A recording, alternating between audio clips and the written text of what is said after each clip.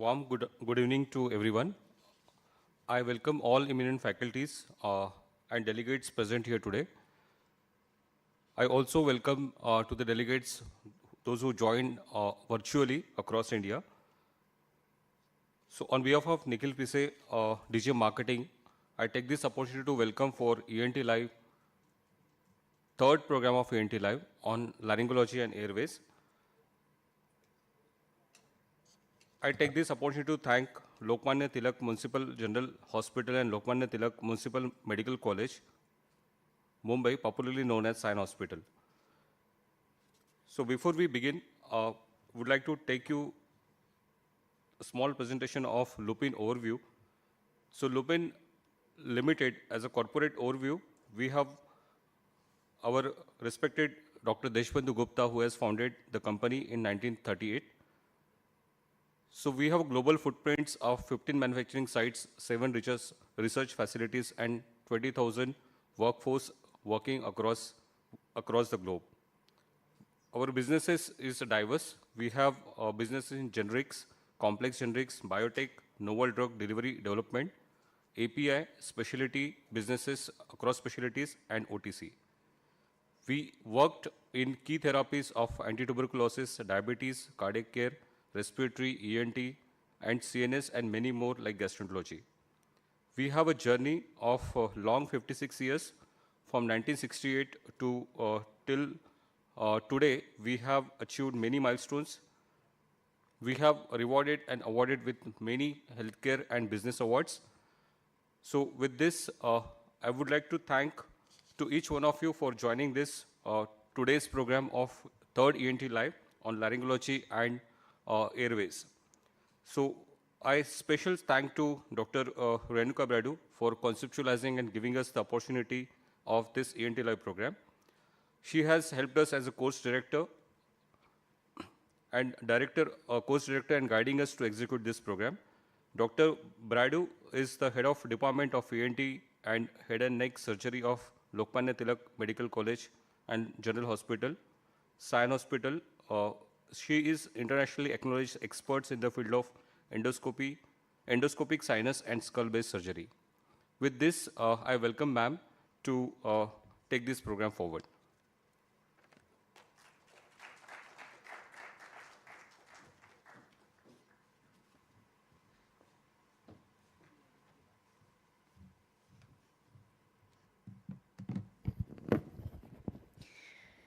Thank you, Nikhil. Welcome to everyone, both here in Mumbai, as well as everyone who has joined us online.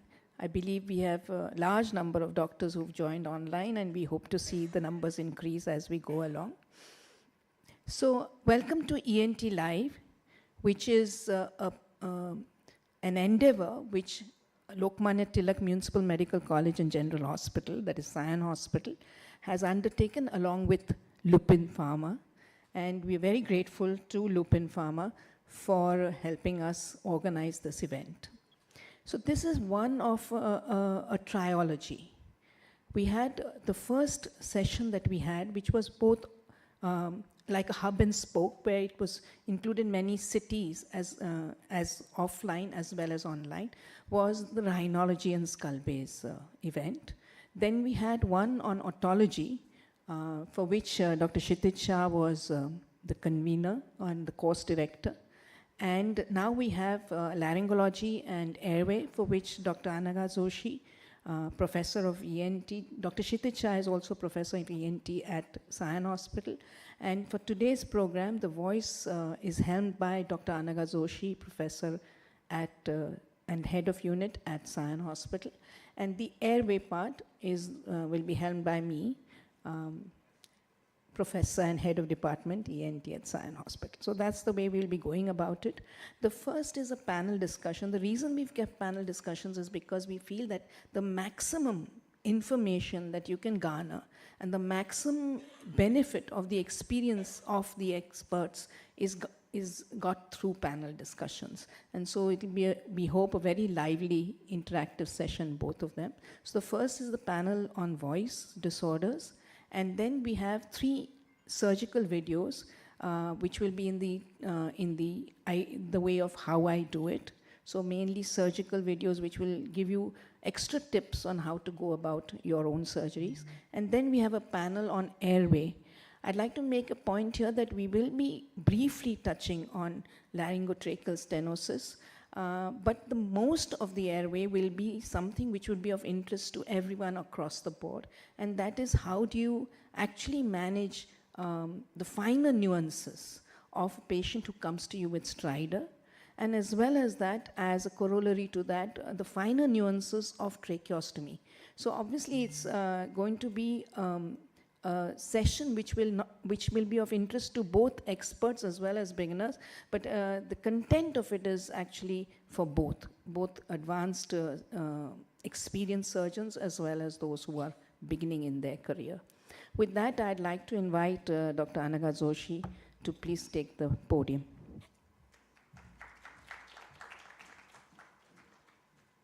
Can we have a change of the laptops, please?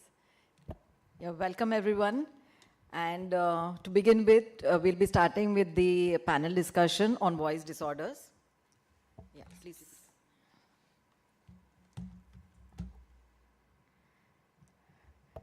There are a lot of queries regarding what is to be done with a particular type of voice disorders. And we have especially curated the questions which would be of interest to every ENT surgeon, not only ENT surgeons, but laryngologists in particular.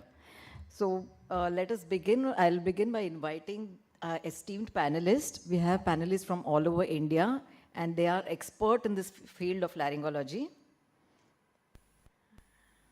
1 minute.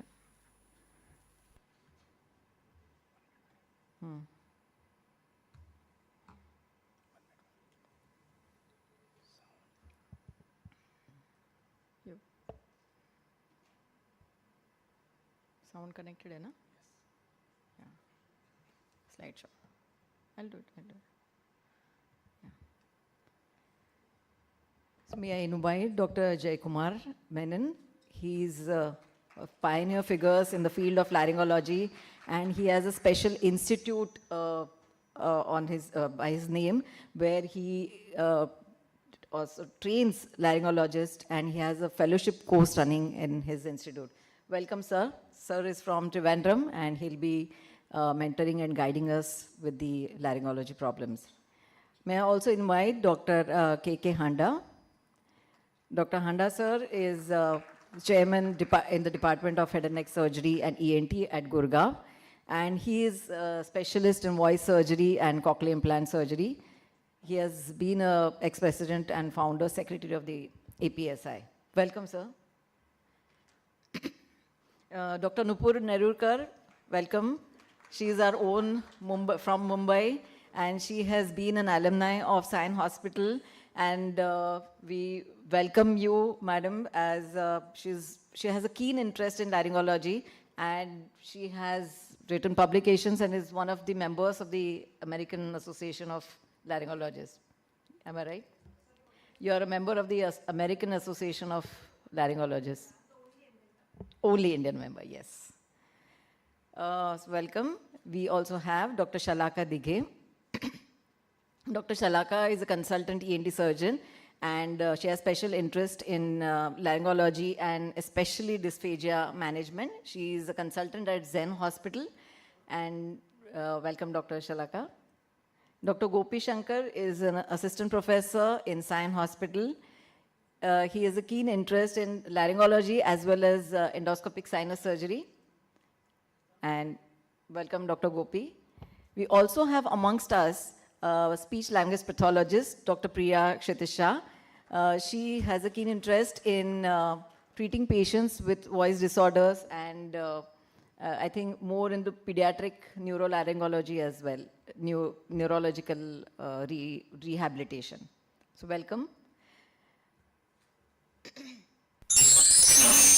we have a decrease in the volume? Yeah.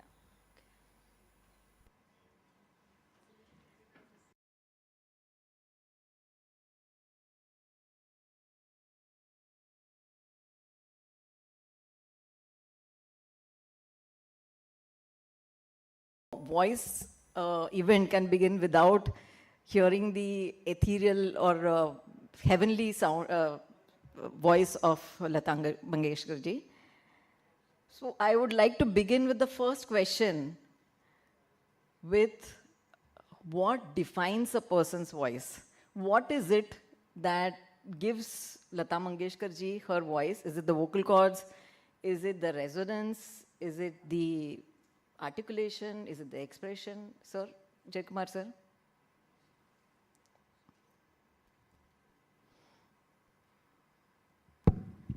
Good evening. Yeah, vocal cords are important, but you know that you can't actually, if you look into the vocal cord of a great singer and my own vocal cord, you won't define that, you won't say that this vocal cord belongs to a singer. So vocal cord doesn't actually show any difference. The key is always the resonance. Resonance gives the individuality because how the voice is different, that personality, everything is actually given by the resonance. Articulation, diction are all important. But one more thing is there, that is the brain. Ultimately, it is the center, the music center, the voice center, especially in the right frontal lobe in the right-handed person. So the music center is very, very important because otherwise the person may have a brilliant voice, but the music won't be there. So I will say that the individuality of the voice is actually given by the resonance. I think that is, most of you know that this is the era of laryngeal transplantation. If you transplant, if I lose my larynx and I get a larynx from one of the great singers, I still have only my voice. So the voice individuality is given by the resonance, not by the vocal cord. Vocal cord mainly is the vibrator. It gives the range of the pitch. Resonance is the key. Articulation and diction certainly adds to the characteristic. But music center, the brain center is equally important. So if somebody asks what is the most important music organ of a person's body, it is actually the brain. Yeah, great, sir. Dr. Handa, when especially a singer, when the singer comes to you, what is the history that you definitely ask, and how would you sort of differentiate the professional voice person in different categories? So a professional voice person is itself a different subcategory in our laryngology practice. Whenever he comes to us, the first differentiation is whether he is a performer or he's a presentational artist. Performer is a singer. Presentational is a news reader, anchor, even teachers. So that is the first differentiation. Then you have to go into the depth. It is not like any other patient. You have to spend a lot of time with them, understand how voice is important to them, how it is affecting their bread and butter, and what is the problem. And you have to take history of the duration, maybe a singer, she's singing well in the flat voice, but once he raises, there are breaks. So you have to understand that aspect. Then any systemic disease, hypothyroidism, rheumatoid arthritis, ankylosing spondylitis, the posture. Once a patient walks, this sort of a patient, you have to understand the posture, even the heels, the shoes he or she is wearing, the amount of effort they are putting in their riyaz, the number of hours. Sometimes their performance goes for a bust because too much effort is being put into the riyaz. So it is a very detailed history before you can go on to the actual examination. Right. So I think the examination begins before the patient actually walks into your clinic. So the observations begins from there. Dr. Gopi, which of these objective or subjective evaluations do you do for a patient with voice disorders? So we'll start with the subjective evaluation. The common one which we use is the GRAP scale. The other that we commonly use is the maximum phonation time and voice handicap index to understand from the person's side how they are looking at their voice at that point in time. One of the objective method that we commonly practice in our institute is a doctor speech software. It helps us to analyze the voice, and it is a good way to just understand how the voice is at that point and keep it as a record. So as a pre and post operative or in a follow-up, how the patient is improving in his or her voice. So in that way, we look at it. The parameters we look at it especially are the Jeter-Schimmer scale, the fundamental frequency, and the SISI ratio as well. Okay. So Shalaka, just for the audience, would you just elaborate on the GRAP scale? as to what you mean So by that. grabs would be grade, roughness, asthenia, breathiness, and strain. Now, of these, what I particularly focus on is the roughness and the breathiness, because the asthenia, if you realize, could also depend on the breath support and pulmonary functions. So it's not necessarily a function of the voice. And strain, of course, it's like, the strain, it's like Extralaryngeal excessive muscles muscles that- being used. So you would grade it from 0 to 3. Yeah, But I, of like I each of said, I these, yeah. particularly focus on the roughness and the breathiness. So this particular sort of section is don't be wise. I mean, the wise monkeys actually don't hear, don't look, and don't talk. But as laryngologists, we want to do everything: look, listen, and ask. So I would. Started taking speech therapy. First I went to the Laryngology hospital, but the therapist was not that effective. So the ENT there suggested I contact you. And I came to your clinic, and then you suggested Nehal Kotari speech therapy sessions. So there I have been doing it. Now I have stopped it for some time. Dr. Nupur, And this is a 1, question. 2, 3, 4, 5, 6, 7, 8, 9, 10. So, what do you think the patient is having, and how do you go about treating the patient? What is the first thing that you would want to do and assess? Treating would be later. What I'd want to do is have more of a conversation with the patient, maybe have some sentences with vowels, voiceless consonants, hear the maximum phonation time. I love, of course, the VHI, because sometimes I find the VHI is very different what the patient subjectively feels as opposed to what I feel the Grabar score I would like to give. So sometimes that mismatch is important to know, because sometimes whether there's a functional element also involved. So I would do that kind of an evaluation, because there are certain conditions where the maximum phonation time we know is very decreased. We know certain conditions like ADSD. Right. You get the spasms. For the delegates, would you just tell what is ADSD and how do you differentiate it from muscle tension dysphonia? Sure. So spasmodic dysphonia, as we know, can be, it's a laryngeal dystonia. Actually, spasmodic dysphonia is now thought to be a misnomer. It should be called laryngeal dystonia. And you can have the adductor variety and you can have the abductor variety, and then to complicate things, you can have the mixed variety. In the adductor variety, you get the spasms on vowels. So you have the adductor spasms more on vowels. So it's like, eat eggs all day. That's the spasms on vowels. When you have the abductor variety, there is spasms, abductor spasms. So on voiceless consonants, you will happy, has a hat, and then you can have a mixed type.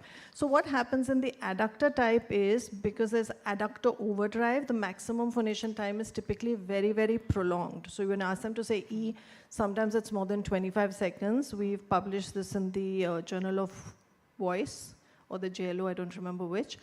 But in the abductor variety, it's less than 10 seconds. Now, that is similar to muscle tension dysphonia. And muscle tension dysphonia, the maximum phonation time is decreased. But the difference is, in muscle tension dysphonia, there is this constant strain to the voice. It's not like that. So it's a constant strain, and the hallmark is the minute you touch on the thyroid or cricothyroid, the patient winces in pain. So there's pain is like quite a hallmark with the muscle tension. Right. So listening to the patient and looking at the patient is also, it's a key to the diagnosis more than actually looking into with the scopy. With right? the Yeah, in these spasmodic kind of and cases. yes, yes. Started taking speech Coordinate. therapy. Sorry. First I went to the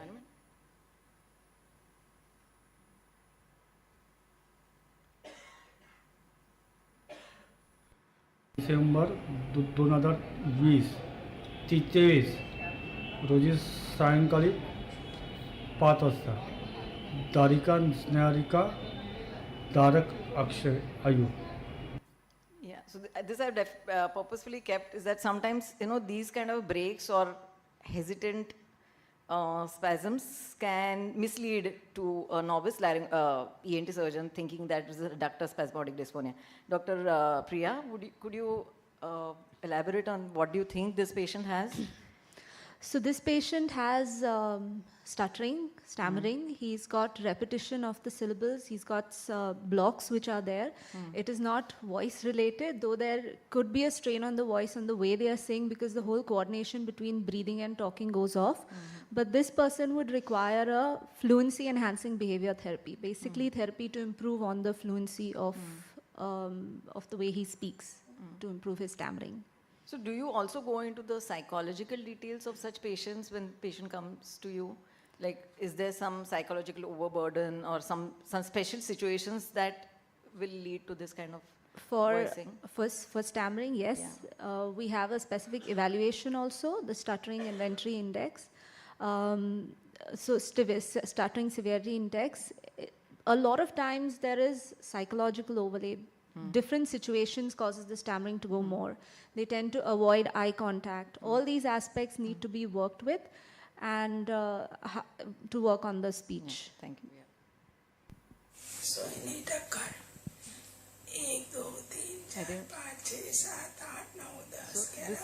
This was what Dr. Nupur was mentioning as to when the patient has a continuously strained voice. Without any breaks, so that would amount to the diagnosis of muscle tension dysphonia. And I think I would again ask you as to how do you give laryngeal massage or do you give vocal relaxation exercises apart from actually asking the ENT laryngologist to look into the patient's voice, because sometimes it could be a secondary muscle tension dysphonia. Yes. So laryngeal massage is there, breathing exercises are there, improving the resonance to move away the tension from here to get a better way and manner of speaking. All these are essential in the form of therapy. So can you just elaborate one or two, something which will defocus the patient's attention from the voice, like there are tongue trills or lip trills? There are lip trills which are there. So the typical trrrr make them, or brrrr, so you are getting the focus of digital manipulation is given to relax the muscles. A lot of counseling is also important in order to help them work on the overall aspect. So another aspect, since you mentioned about laryngeal massage, many of the patients want to seek therapy online. So what take you have on this? Because you are losing that actual contact with the person, nor can you give the laryngeal massage, and you won't be able to assess the patient. What is your take on this? So when it comes to patients who are in Bombay, I suggest at least once or twice to meet in person, regardless of which area of Bombay they are. And then later we can move on to an online session. But during the COVID time, we have seen and taken everyone, right from kids till adults, online. And then you manage. There's a lot of follow-up videos which they have to keep sending to see that they are doing well. It's not only limited to the patient, even to the family members to coordinate and see how that is done. Right. So these are all the various procedures that we can have, or rather management options that we have for spasmodic dysphonia. So this is a patient typical with...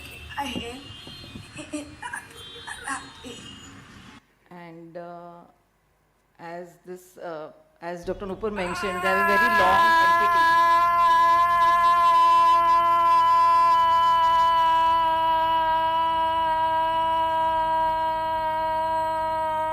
So it can go on and on.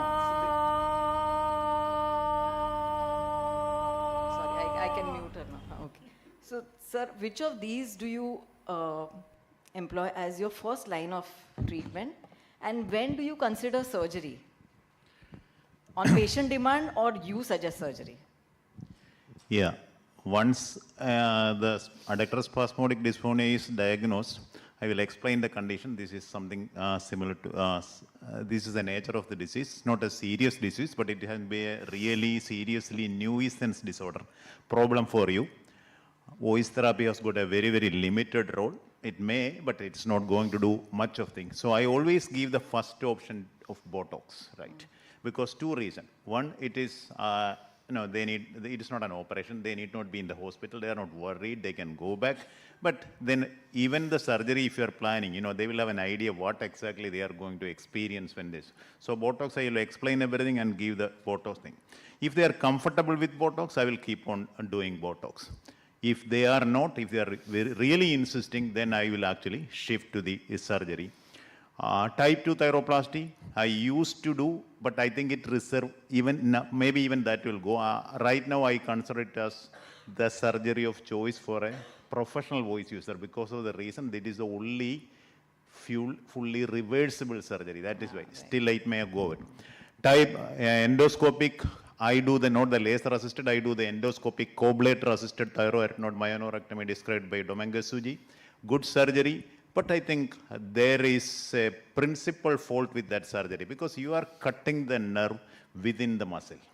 And laryngeal nerves are known to regenerate. They will invariably regenerate. So whatever result you are getting with the thyroarytenoid myoneurectomy is actually due to the myectomy. How much muscle you remove is the key. So Suji removes 70% of the man. He put a Ryle's tube onto the patient for 2 weeks. I don't go that drastic. I will take around 50% and tell them that if it come back. So I have got somewhere around 5 years experience. Some of them definitely recurrence. The recurrence is there. So right now I am moving to Sladder. I have got 3 cases now. I think it is more physiologically more scientific. Because with our experience of non-selective reinnervation, we are not worried that even if you cut the nerve to the thyroarytenoid, you connect the answer to the thyroarytenoid. So there is no question of patient losing the voice or anything. So that is a safe surgery. But even from Jatri's group, the success rate is only around 75%. So 25% of them have got still thing. So for me, I have actually totally excluded external thyroarytenoid neurectomy by PQ. I don't do it at all. Type 2 thyroplasty almost gone. Thyroarytenoid myoneurectomy. So now I tell that you have 2 options. Either I will, if you are very particular that you don't want a scar, I will go endoscopic thyroarytenoid myoneurectomy. If you don't bother, I will actually go for the Sladder. Okay. Any experience with deep brain stimulation or vibrotactile stimulation? Yeah, for me, I think the only person who does that is Sanjay Subbaiah. He does that. He has got thing, and his few results he showed in the video, they were actually brilliant. But when I talked to him, he was telling that the problem is sustaining it, right? Some of the results were very, very good with that. Sodium oxybate, I think it is still and I think the results are not that promising. Okay. So what about, is there any role of testing with whether these spasms go with alcohol? Many would be interested to know. Oh, certainly, right. That definitely. Actually, I have got a Kathakali singer who is a professor of Kathakali sing. He say that, each time I take a peg, I can sing very well, right? But as a doctor, you are in a very dilemma. You cannot really, and especially with his wife listening, it becomes very difficult to tell that, okay, go and take alcohol, right? Anaka, may I just add some points? With the Botox, sometimes we have non-responders where they have a breathy phase which is very long, like 2 months, and a good phase which is 1 month. So what has been started for them is false vocal fold injection, which is then not done as an EMG, but more like how we do injection laryngoplasty. This has been introduced by Blake Simpson. It seems to work well. We've done 3 such patients and they do better because the breathy phase then becomes shorter. For the type 2 thyroplasty, I think a lot of our failures we saw possibly because the keel which we make, the T-shaped, is of silastic. So over time, the 2 thyroid alae compress on it. So Ishiki, before he passed away, one of his students, Tetsuji, has been working on the titanium implant. And he's been getting very different results. So that's something interesting to look out for. For the Sladder procedure, very horrifically, I saw one case published where they did a laryngectomy following it because of bilateral vocal fold paralysis and very severe aspiration. So it's a thought whether if you're starting, whether you want to start as unilateral and then decide. With the vibrotactile, we have actually been using electrical stimulation for 6 months, so we are researching on that. For the sodium oxybate, actually the whole principle is to see whether the patient is alcohol responsive or not. That's how the paper, how the study was done. And then in the alcohol responsive group, they found about 50% of the patients responded to sodium oxybate. So I think if this comes up after the initial trials and it would be like a boon to the patients where the patient can just take the medicine and these spasms. It's going to be very challenging because it's like alcohol in a pill. So it's totally addictive. So I don't see it coming up very soon. A very challenging situation. You want to add Yeah. something there? So let us understand, gold standard stays the Botox.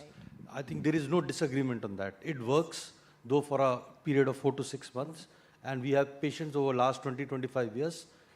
The problem with all these surgeries is type 2 thyroplasties. I do 3 surgeries, type 2 thyroplasties, laser myomectomy and external surgery. Now, problem with these surgeries is the voice jerks go off, but it doesn't match the normal quality. And for the internal procedure, like Dr. Jayakumar said, because of nerve regeneration, there is a recurrence. Yeah. And type 2 thyroplasty, we use titanium plates, mini plates. They work better than the silicone. It is more controllable, it is more guarded. And last point, sometimes there is an associated muscle tension dysphonia with spasmodic dysphonia. So you need to treat that, like Nupur said, either inject Botox or even with voice therapy. That is the small role voice therapy has for spasmodic dysphonia. Yeah. So I think. And tremor also. Yeah.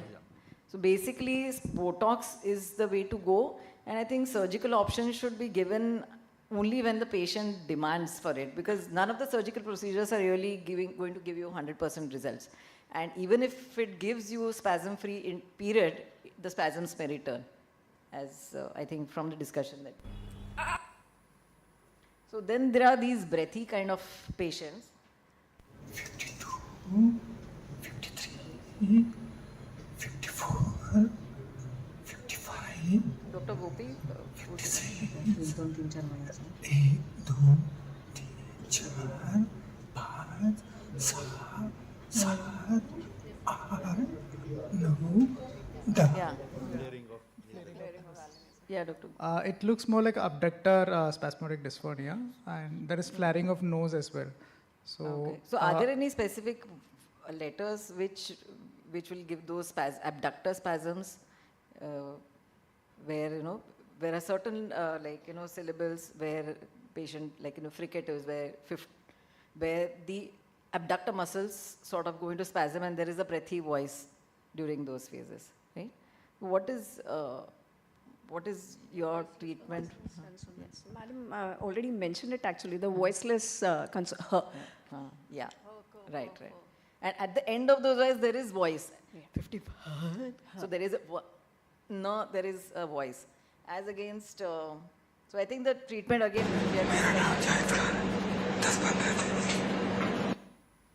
This flaring of the ala nasa is Yeah, Dr. yeah, I Jayakumar's wanted sign. someone to Just wanted to mention mention that. Yeah. Yes. So every time the patient has these abductor spasms, there is flaring of the ala nasa, and that's I think the wonderful thing that you have described, sir, because it really gives the diagnosis. For even a novice laryngologist, it will just gives the diagnosis whenever there is ala flaring. So this I think is very obvious that the patient has vocal fold paralysis, and.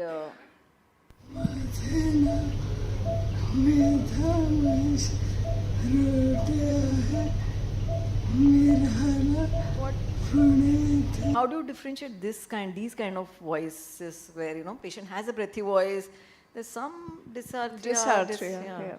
Yeah. So what do you think? I mean, can you just describe this voice? I would get a neurological consult done for this sort of a patient because this sounds more like dysarthria. Right. So look for other cranial nerve palsies. Yeah, right. So, Dr. Priya, how do you treat the vocal fold paralysis patients? Is there any specific way in which you would want to give exercises? For the vocal fold paralysis patients, we do have the vocal strengthening exercises. You have push-pull exercises. Focus is also going to be to rule out if there's any aspiration, work on the dysphagia for liquids, if they have any aspiration for liquids to ensure that it is protected. Sorry. And then help improve the MPD. For the dysarthria cases, again, the slurred speech, the oromotor exercises which are there, check the phases of swallowing if that's affected and accordingly give therapy for that. So if the hypernasal voice, slurred speech is pointing to dysarthria. So I think we'll come to the management of the vocal fold paralysis a little later. Since we are going for the look, listen and ask. I would, Dr. Jaikumar sir. My name is Akirtan Kaur and my sister's name is Sifat Kaur. My father's name is Gurpreet Singh Mata. My mother's name is Davinder Kaur Mata. Okay. Abhi ek lamba saas lo or want to. She will go on and on. I obviously, sir, since you always, reiterate on the fact that the patient has to be observed when the patient is breathing, especially the vocal nodule patient where they have a shallow breath, clavicular kind of breathing. Can you just elaborate on that, sir? I didn't The get it. clavicular breathing and, it's just a shallow breathing technique. And Yeah, what would be yeah, the best ideal one? Yeah. You know that you can have the normal types of breathing and the abnormal type of breathing. The normal breathing should be either the chest or the abdominal breathing. In the chest breathing, you see that the chest wall expands anterior and laterally. So that means it is in a horizontal plane, the lungs are expanding. While in the abdominal breathing, the diaphragm goes down, the convexity goes down, and it causes the abdomen to protrude anteriorly. So the lungs are expanding vertically. So they are both a brilliant breathing. They will have enough air inhaled in so that the voice production will be good. But there are two common, or the commonest wrong technique, especially in children and ladies, is the neck breathing, where sometimes known as the clavicular breathing known as. So what happens that instead of taking a chest breathing, they will actually breathe like that. Only you will see the sternocleidomastoid acting, the strap muscle acting. So instead of the deep chest breathing, it will be, and they are the people who actually speak very fast. And actually one of the earliest, the 3 videos Anagha showed that, the 3 video in the beginning, I think that first person had the typical fast speaking and neck breathing. Actually, they go hand in hand. Most people who actually speak very fast, they don't have time to take breath. So what they do is that actually they replace it with a neck breathing, which is very, very troublesome. And they are the forerunner of vocal nodule. Rarely you can get something known as the the shoulder breathing. It is not as bad as a neck breathing, but they will be breathing like that. Unnecessary lifting up of the shoulder, which is not very bad, but it's not very good either. So they are the 2 common types of abnormal breathing. The preferred breathing is the chest and abdominal. Previously, there was a teaching that every professional voice user should have an abdominal breathing. I don't think that is considered valid anymore. Most of the ladies will have only chest breathing. That is good enough. Yes. So, Dr. Handa, which mode of visualization do you employ normally in your patients? Is it a rigid laryngoscope with a 70 degree, 90 degree, whether it's a flexible scope, whether it's a chip-on-tip scope, and stroboscopy? What is it? We just for the... So, see, all of them have a place. For a routine ENT laryngeal examination, I think 90 degree or 70 degree telescope is preferable. 70 is better than 90 because visualization is better and you appear to be closer to the cords.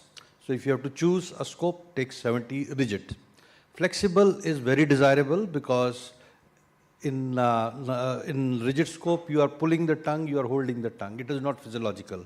While flexible, you put through the nose and you are able to examine a lot of things in motion or in action. And it is more physiological. Chip on tip, obviously, with advances in technology, that gives you a very closer view of the cords.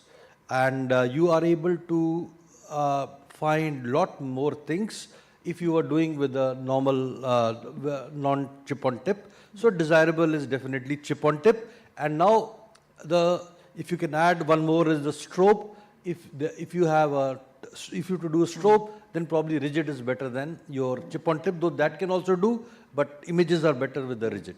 So I think for the more of structural lesions, maybe rigid would still work, but for neurological problems, I think the recommended would be the flexible. Professional right, voice users, yes. flexible. Yes. Dr. Gopi, I would like to ask you, what is the role of stroboscopy in your patients? And when do you advise it, or you always do stroboscopy for all the voice cases? So in our institute, for all voice patients, we do consider stroboscopy because it provides more information more than a laryngoscopy. So the points we notice, the first thing will be the fundamental frequency of the patient, which is going on. Then we look at the mucosal waves, whether the waves are in the proper way, from the lower to the upper lip, in the medial to lateral way. And the points we notice whether a complete glottic closure is there.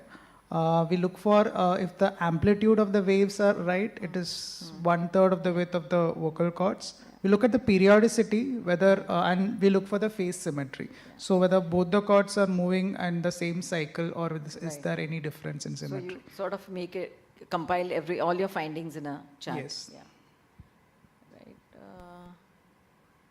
This is another question as to when you have this kind of a lesion, Dr. Chalaka, there's a patient, 60-year-old patient, smoker, came with hoarseness of voice, and these are the findings on stroboscopy, where there is a lesion on the right vocal fold.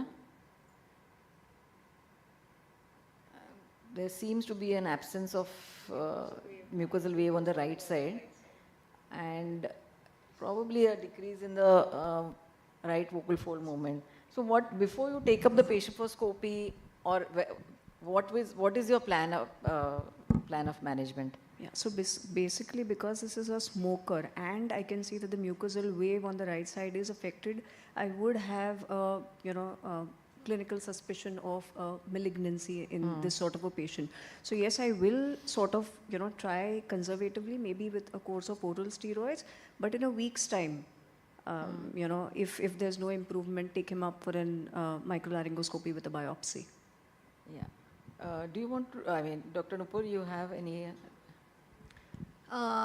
I would handle it a little differently, I think, because we're in India, we do see a lot of tuberculosis. Whenever there's a monochorditis, I would keep my antennae up for that too. We also see there's a little bit of decreased abduction on the right side. I don't know if this is rigid or flex. If it's rigid, then that's not so. There is decreased movement on the right side. Yeah, yes. but I would always do see what the ESR is like, do a sputum, do an X-ray chest. I would also like to do a narrowband imaging. So I would want to see if there's anything granulomatous happening which can be picked up very easily. If not, then I would go ahead and then do an examination under anesthesia, palpation. If I have to biopsy, I'll try to go as away from the medial vibrating edge as possible. Here it may be challenging because most of the lesion seems to be medial. Right. I just want to mention the earlier slide when we talk about rigid and the flex. I just want to mention that I typically do just the flex in almost every patient. And I think what we need to discuss more of is the anesthesia that we use before we do any scopy, because if you've anesthetized the vocal folds well, you can get so up close and personal. And with a flexible chip and tip, you can actually get so close to it, even if you're doing NBIs, that you can pick up a lot of lesions. Right, so that's very important. Right. So this, Dr. Jaykumar sir, this is particularly for you. You have always mentioned as to not only visualize the vocal folds, but also visualize the arytenoid as to what is happening with the arytenoids, whether you are able to see the entire the body of the arytenoid also, and are there any ways you can pick up vocal fold paresis? Because such patients, they come with very subtle symptoms like, vocal fatigue, or at the end of the day, the voice worsens. And so is there any way to unmask these kind of problems? Yeah. So what you are aiming is it's the overriding of the arytenoids. Yes, sir. Yeah. So, but I think it is now called, unless otherwise proved, it is called benign arytenoid adduction asymmetry. So BAAA. So what is happening is that in 30% of the normal population, benign arytenoid adduction asymmetry occur. In 30%, as high as 30%, they won't have any pathology, they won't have any symptom. So you can see that here on the right side, the corniculate is actually hitting the cuneiform of the left side. So there is a significant overriding. Yeah. So overriding alone doesn't actually say anything like that. But it is actually a very useful sign in subtle vocal cord paresis. So, but to diagnose vocal cord paresis, you should have a recent sudden onset hoarseness. There should be a small phonatory gap at least. And if it is combined with an overriding arytenoid, then that is a very, very useful sign. But many times this will be happen. And if you go to the extremes of the pitch, if you actually go real high pitch, then actually you can actually unmask that symptom. Yeah. Then if you're in doubt, you can also do the inhalation phonation, and you can also do the glissando maneuver. You start from the low up and then come down. So usually it will be okay. But a good number of percentage do have normal adduction arytenoid. And out of that, 90, this is our own study which is published in JLM, 90% of the benign arytenoid adduction asymmetry happens on the right side. So it may be related to the handedness of the in the brain. Okay, thanks. Dr. Nupur, do you want to, just for the delegates, do you want to enumerate the signs that you would see in a case of vocal fold paresis, and how do you unmask the, like, you know, where you ask the patient to sniff, consequently sniff an E, and this one, where there is face asymmetry, where you can see the snake dance appearance of the vocal folds. Yeah. So can you just explain that phase asymmetry? Sure. So the first thing we look at is train your eye to look at the right and left vocal folds separately as separate entities and see, is the adduction and the abduction normal? So train your eyes to see them separately, because you can have adductor paresis, you can have abductor paresis, you can have a combination paresis. So that is one. For that you don't even need a strobe. The second thing you look for is isolated ventricular hyperadduction. You see the left isolated ventricular hyperadduction on the lower film. So basically, when there's an isolated ventricular hyperadduction, think of paresis. It could be on the contralateral side or the ipsilateral. 80% of the times it's contralateral. Then you look for the arytenoid asymmetry, which Dr. Jayakumar mentioned about. You look for bowing of the vocal fold. You look for a more prominent ventricle. So these are the signs which will help you, and then you take the patient into low pitch, high pitch, fatigue them a little bit to unmask and make it more obvious. Yeah, so basically the E-sniff maneuver asks the patient to 3-4 times. 3-4 times, and that will unmask the paresis. I think we are running a little or short of time, and so I would skip to the little 2 or 3 slides, and this is one which everyone would like to know is, what is your method for injection laryngoplasty? It's not working right now, it's hung. But what is your preferred method? I would like to ask all of the indices. Sir, Dr. Jayakumar, sir. Yeah, it is always better to get trained in at least 2 of the 3, because you should be standard. For me, the standard is actually transthyroid, and the reserve is actually the cricothyroid. Transthyroid I very rarely use, but it is better to get trained in all the 3. So for me, transthyroid is the commonest, and second is transcricothyroid. So probably commonest is cricothyroid, followed by suprathyroid nowadays. That is also a very good method. Thyroid membrane. Thyroid membrane, and very occasionally transthyroid.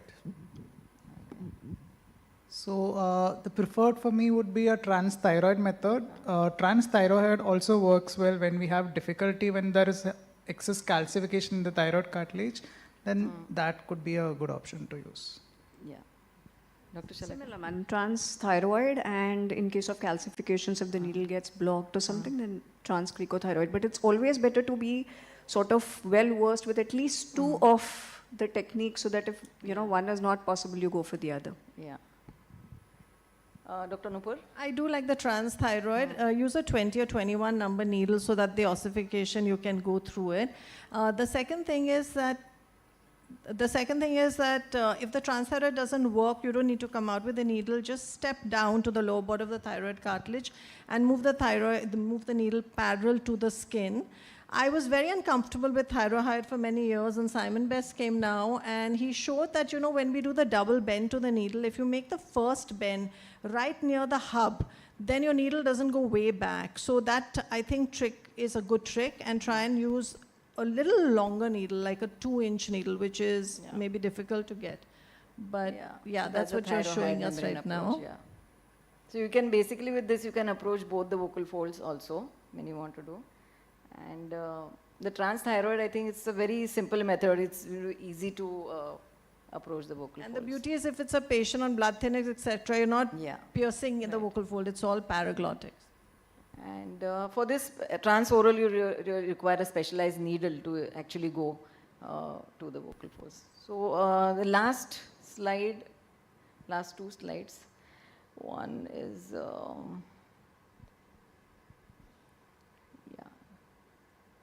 So, is LPR a myth, or, sir, you can answer that. Is LPR a myth, or you feel it's So it is not a something myth. which is... Truth is somewhere in between. We cannot ascribe LPR for everything, but it is there. It adds on to the voice problem and is an important component. So in our history taking, in our assessment, this must always be kept at the back of the mind. Even if you deal with the primary lesion, be it by voice therapy or surgically, LPR should also be treated.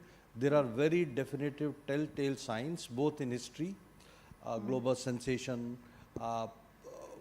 eructations, foreign body sensation, then posterior laryngitis on examination, interretinoid pachydermia, hyperemia of the posterior larynx. These are all very telltale signs. Thick mucus, then those scores are there. So, but everything cannot be ascribed to LPR. You must see the other things also. Right. So this was basically the patient who was given just the medical line of management for a month, and there were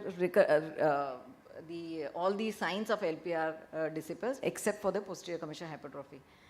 And the last question is, there are the singers who come to us, I have this show, and whether can I sing with this kind of hostess? Dr. Nupur, I think you are the... I would give steroids for sure. If, say, his show is after 2 days. I would give steroids. I'd give IV steroids also with PPIs if the show is very important. And I try to see how much of resolution we can get.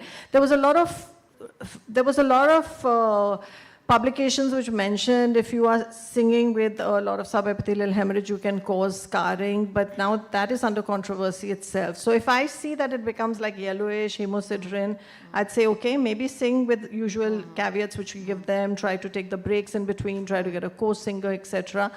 If they can cancel the show, of course, that is an ideal situation, but I would try to help and see what we can do. There's a lot of role also now on humidified air helping the singers, so sterile water nebulization or saline nebulization helping with the mucus control. So I try to see which way we can help the patient. Can I add something over here? Yes, please. Yeah. So when we get patients who have a show coming up and they can't cancel it, so I sit with them and work the songs that they have and work them to space out the songs, maybe modify a song that they're not singing alone but with another singer. Right. Have difficult songs after a break. If the voice is better. So most of the time they like to give those stressful songs right at the end when their voice is completely gone. Right. If that's the case, then have 2-3 songs with someone else singing so they have a break, and then go for the dehumidifier, just a few exercises, and then go for that big song. I think strategy is also Strategy important. on how they deal their whole pattern is also. And I think the singers are also smart. They know if things are getting tough, they do a voiceover for their own song in between, which is, Is there anyone want to add anything, sir? I think this was the first question that we asked, and I think I should train my music center if I have to be. So as sir said, anybody can sing if the music center is well developed, right? I think everybody has good music center, but the development of music center vary from person to person, right? And like in any other field, that contributes only 50%. 50% is actually by the training. So you can actually develop your music center. But if your music center is absolutely gone, then you are called the congenital amusia group or tone deaf. It's you can't actually train them. But the true singers will be really, their development will be more than 80% or 90%. But what is important is that if you bombard that musical center with music, then you will actually develop. That is why precisely people in my era will not be that many singers. The chance of I becoming a singer was only if my mother or father used to sing. Otherwise, I can't hear. But nowadays, you see prodigies, 5-year-old children singing so well. The reason is that they are actually from the very birth. They are actually being bombarded with music. So the music center actually develops. So like in anywhere else, it is 50% natural, 50% is actually effort. Okay. So this is my attempt at singing, just to know what the singers go through or to understand the singers from the singer's perspective. Nupur, you have a first-hand experience? Don't dare. Okay.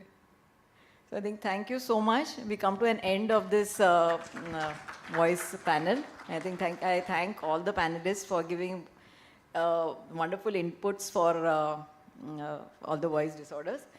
We have just missed certain MCQ questions. I think for the delegates who are online and those who are here, we have sort of compiled a few questions which would be based on the discussion that we have had. So can we have the questions?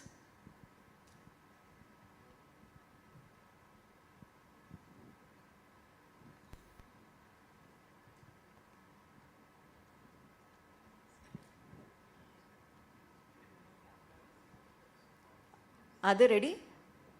Scan the. Oh, they have to scan. Can we have the questions?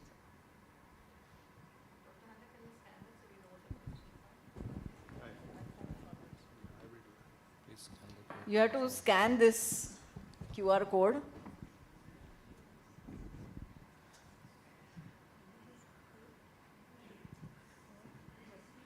So there is no prize for the panelists.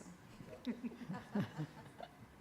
poll is currently paused. It will be resumed by your presentation. Oh, okay. No, it's started. That is what it says. Is it? Can we have the MCQs, please? Now it's showing. Should I log out from here? Yeah, okay.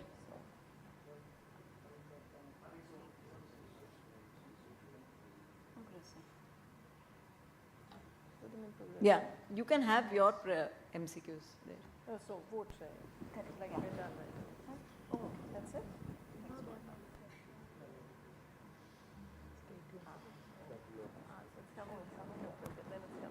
And when was the question showed? Okay. Oh, okay. So we voted. But they will know the answer now since it's been displayed here. No, they know the answer. Can be right or wrong, right? But whatever, at least it's like the audience poll. Nah? I mean, in KBC they come to know if whatever is the. Okay, is it the end of that? 31 votes. Online people also voting, I think the whole.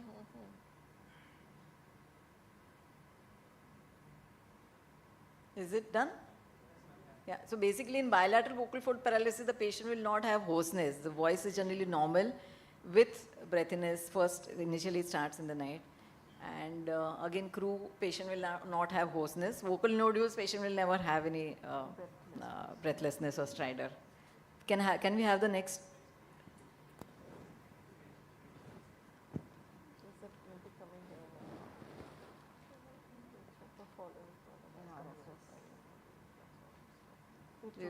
If you had paid attention to what Dr. Handa mentioned, they would know this. Oh, this was.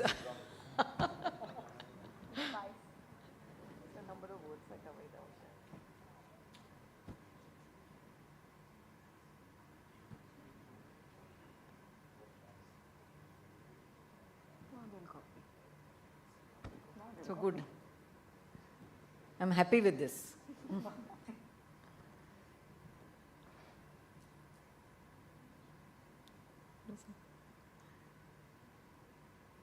Can we have the next question?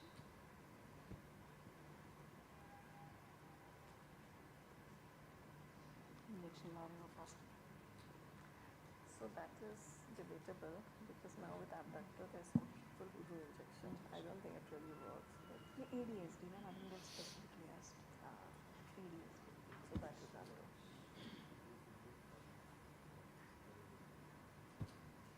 Do the online people, they see the screen? Can they see? So then they can modify the answer when they see this. Huh? Or rather wait till, they get an idea. Okay.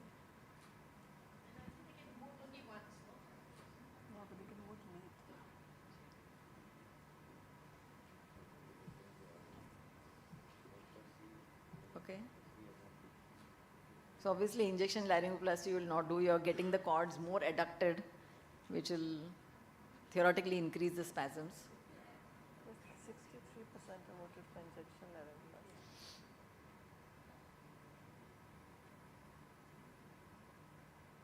We said something wrong in the panel. 5% have said Botox. 63% have said injection. Bad message. Very bad.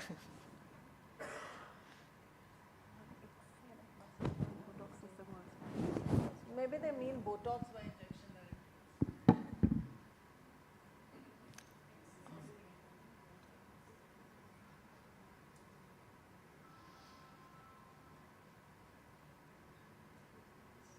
So voice therapy, no, is it over? Can I talk?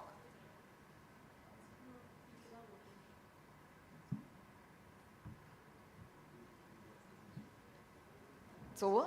So basically voice therapy will, it's going on. Okay, voice therapy will help, will sort of aid with after Botox injection has been given. So people will be able to sort of, come to terms with when the spasms have gone, the muscle tension dysphonia can be worked on with. So voice therapy still is one of the adjuvant treatments for spasmodic. Auditory feedback voice therapy Yes, has got yes, some sir. effect on. Yes.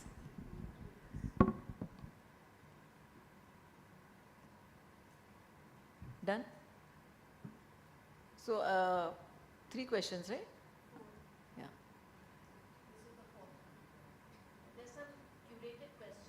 Yeah. So are there any questions from the, okay, but I don't have my phone with me. There are some questions from the online participants. If the panelists could answer them.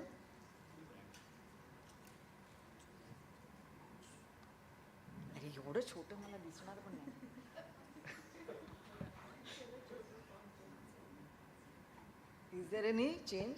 Is there any change of voice in the singers with the age? Okay, yeah. So there's a question from the audience. Do you notice any change in the voice in singers as they age? So, Yeah, there is definitely a change. This is the condition presbylaryngeus. yeah. And there has to be a change. And if you have to counsel, you have to counsel. The type of singing they are doing has to change, the type of songs they are changing. And the aspirations of a singer, say if you're between 50, 60, they have also to change. So it does change. So like what is if in a male when you see that the pitch may rise a bit and females the pitch lowers, what do you, Doctor? That's exactly what happens, and post-menopause, one was the hormonal, one is post-menopausal changes sort of, hitting the women more. So it's felt that female singers are more affected than the male singers. But having said that, we've had Lata Mangeshkar, so it's not always. The other thing which changes is the resonance also changes as we age. So that's something which is going to hit your singing voice also.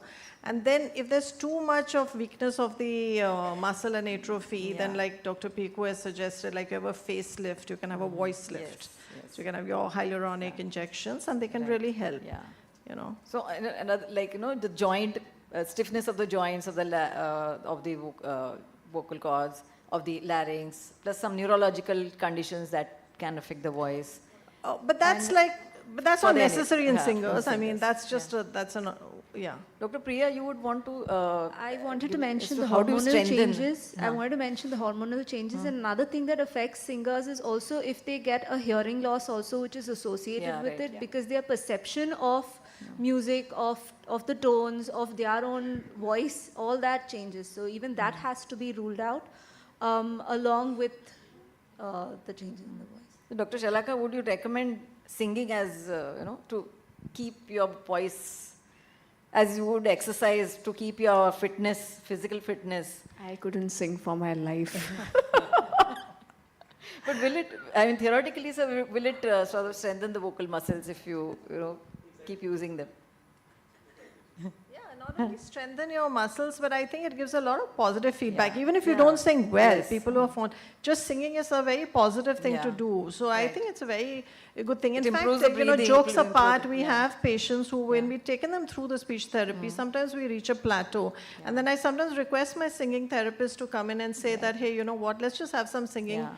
They may not even be a singer, but Right. sometimes just taking them Yeah. through the singing therapy may help. So there's a Yes. lot of benefit Yes. there.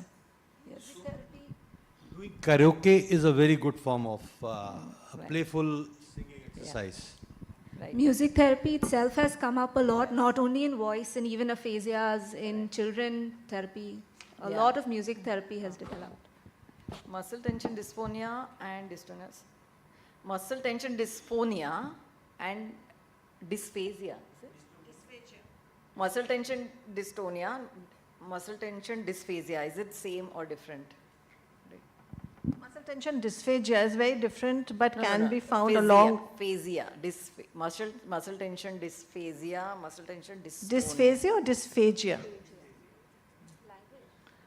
Yeah, muscle tension. Dys- Muscle tension dysphagia is now a term. Yeah. Especially with the people, you know, who do this massage and all, you know, Joseph Lieberman. So he has actually, so what he has suggested is that many patients who, you know, we always used to tell that all the globus patients are actually due to acid reflux. But there is at least a subgroup where patient complaining of globus, they have got real thyroid muscle is very small. If you palpate, usually in a male, you can actually easily insinuate your thumb and index between the thyroid and the hyoid. But many people who have got the thyroid muscle tension, that will be very difficult. And these patients can actually have a globus sort of symptom. So there are conditions, they are now known as the muscle tension dysphagia. Dysphagia. Dysphagia. There's Ah, complaint This of. has been, So this is that's a reverse. condition Yeah. introduced 2 years ago, Right. basically from Miami. But I don't know, is that the question which was asked? But you can just like, So, what is the so there reverse? is, yeah, so muscle tension dysphagia is exactly this, where you have patients who say that when they swallow, there's pain. So there may be no difficulty in swallowing in terms of difficulty in the food bolus getting passed through, but there is severe acute pain. And there is almost 70% of them they published as having also muscle tension dysphonia. So there is, it's like a overlapping circle over there. One of the treatments again is circumlaryngeal massage, where you give the massage to the same groups of muscles. You take care of the reflux element of it. And if there is muscle tension dysphonia also, you tackle that as well. What is very important is to make sure these patients have been vetted by the laryngologist or ENT surgeon, that nothing is really, you know, there's no small malignancy in the piriform or something else that you're missing out. So that's an important thing to many do. times I have seen when the patient has this acute pain while swallowing, there might be ulceration over the, you know, the arytenoid. Arytenoid, yeah, So exactly. that has to be looked for. Yeah. And specific LPR, treatment for LPR should be given, and also, you know, vocal hygiene has to not shout. So basically it's not muscle tension dystonia, it's muscle tension dysphonia or muscle tension dysphagia. I think this And would it's clear written the- as MTD with a small g. That's Yeah. And role of voice therapy in vocal nodules, I think Dr. Priya can answer. We do have breathing exercises. There are vocal function exercises. Basically, a lot of counseling on working the environment modification for the patient, and specifically looking to work on an easy onset of phonation for the patient. Again, it has to be seen what is the level of the nodule, because sometimes if it's that big, the patients go for surgery, but after surgery also it's very important that they need to have therapy so that this doesn't reoccur for them. Especially in children, how do you, very briefly, like, you know, they will not sort of comply with your suggestions. So how do you handle these children who are, you know, Most of the time, the children we've seen, in my experience, the children who have significant voice issues and voice conditions, they need to get an occupational therapy evaluation done because there is underlying hyperactivity. A lot of their basic behavior modification needs to be done, and that becomes on because of their hyperactivity and the way they are, their behavior is that needs to be modified. I was talking to someone, I had a child, 4-year-old, who had big, huge nodules, continuously talking, continuously singing. Even in her sleep, she used to continuously sing. Now, what therapy can be given to anyone like that who's even talking in the sleep? So a lot of OT was given to the child, a lot of counseling was given, and then it has worked in that. I think we come to an end. Thank you so much, all of you. We come to an end for this wonderful discussions that we have had. I think everyone is enlightened with the, at least the treatment and the management and diagnosis part of voice disorders. Thank you so much. I thank each of the panelists, and thank you. We would like to go ahead with the video sessions now. I would like to call upon Dr. Jaykumar, sir, for the... Handa, yeah.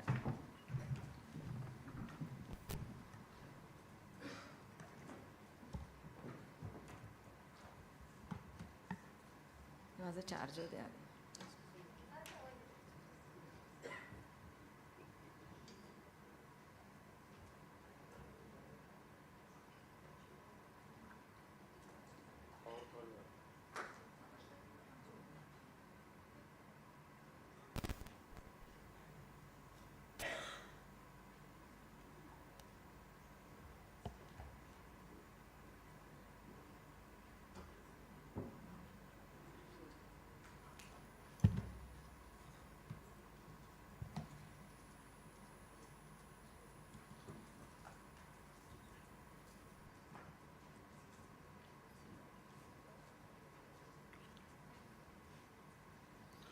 My thanks to Dr. Annaga and Lupin and Dr. Bradu first for this kind invitation.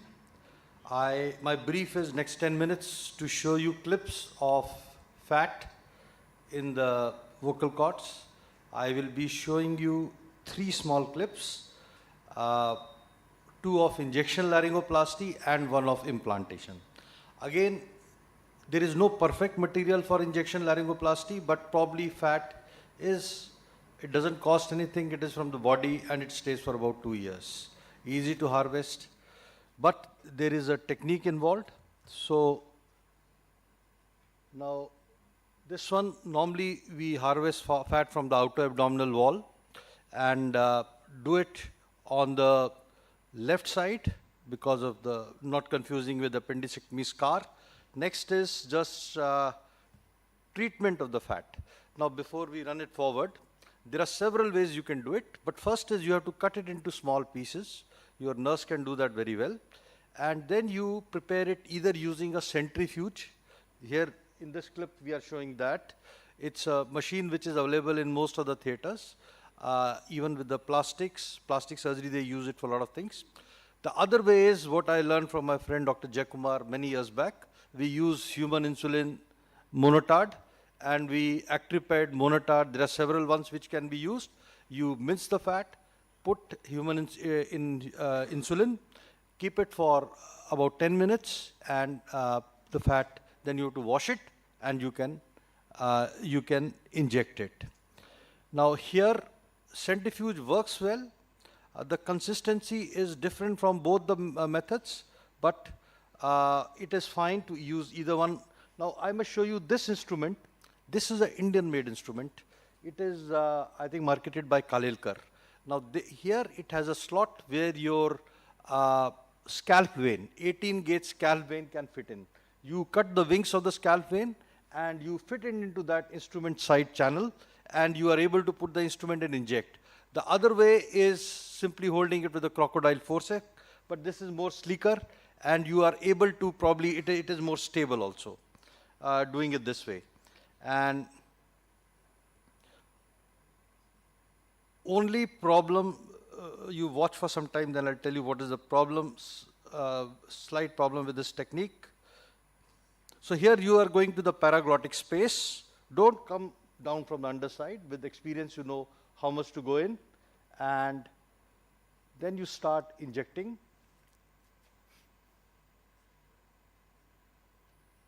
So it is moving in jerks.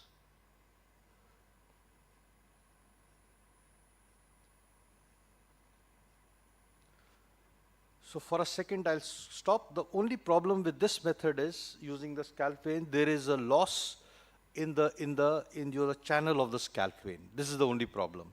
But again, the other way you can inject, there is a perity fat injection syringe, which maybe the loss is less, but again, you are going to need some more fat. So what you do is prepare more fat than what is required.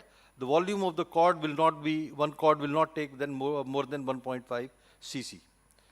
And don't give way, you always need to over inject because fat is going to get absorbed. And in a mobile cord, this is a case of phonatory gap. So in a mobile cord, you will never cause a stridor. Even in unilateral cord paralysis, even if you over inject, nothing happens.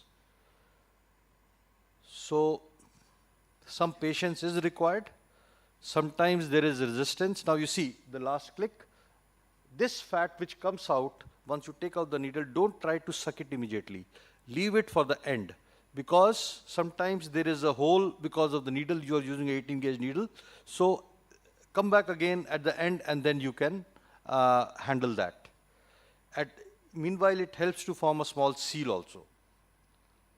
Now we take the other cord, expose the cord.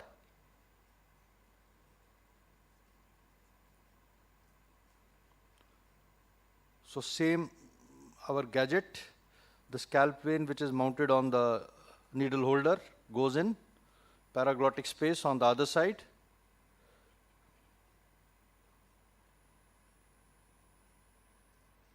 And you inject. You see the cord ballooning.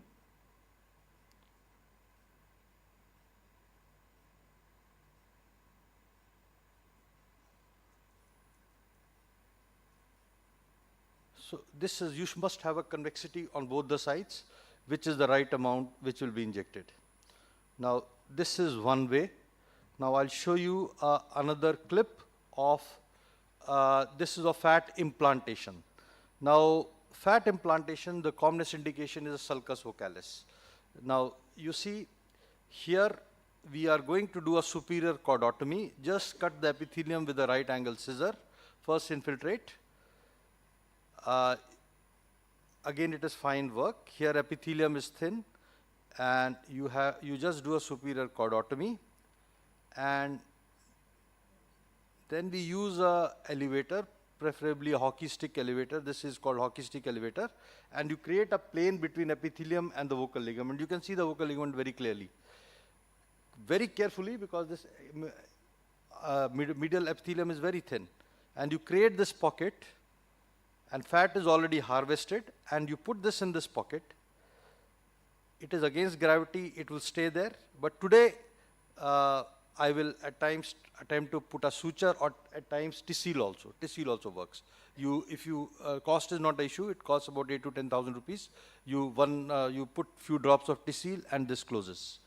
The third case is a superior laryngeal paralysis case. See this video, you see the vertical level of the cords are different, and when we did a FOL, there was an anterior skewing of the larynx. So these are telltale signs of superior laryngeal paralysis, and the voice change is very subtle. It is not a very prominent voice change, and here also you can inject.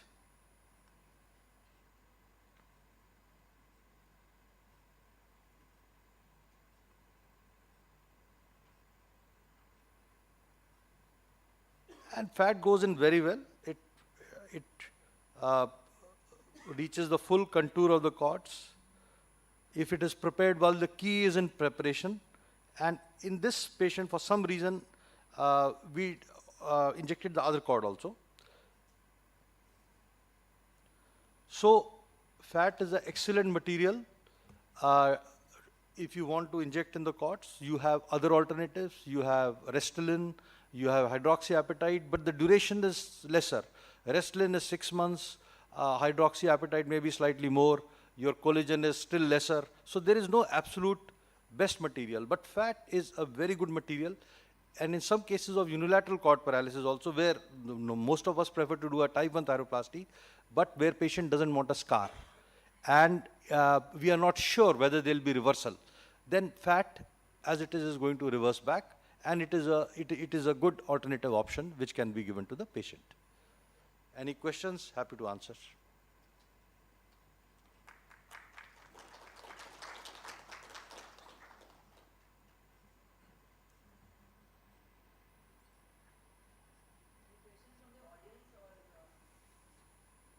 So, just one more point. What are the indications? Injection laryngoplasty, sulcus vocalis, cord atrophy, phonatory gap, and press bilaryngeus, where you can do fat injection laryngoplasty. Thank you. Thank you so much, sir. Are there any questions from the delegates here? Any online questions? Yeah. Can I invite our next speaker, Dr. Jayakumar, sir? Dr. Jayakumar Menon, sir, will be talking on laser cordotomy, Kashima surgery. Right, sir? Coblator. Oh.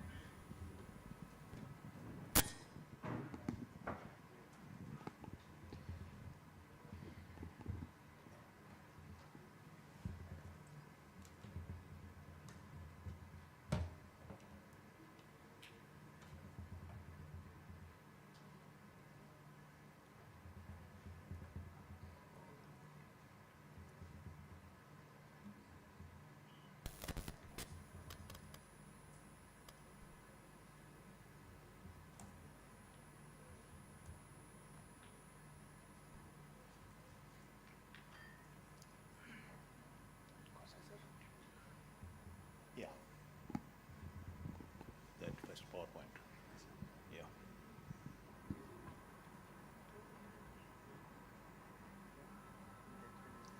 Thank you. Yeah, so I'll talk about a very common procedure, very predictable surgery, but sometimes juniors may have a problem, when to do, where to do, how much to do, and that's all. So this is aimed at that. The standard indication will be a bilateral vocal cord palsy with the right vocal cord has no movement at all. I'll do the commentary. Private hospital. And the left vocal cord has got Volume is not needed. some I'll movement. do that. You can see that? Yeah. Yeah.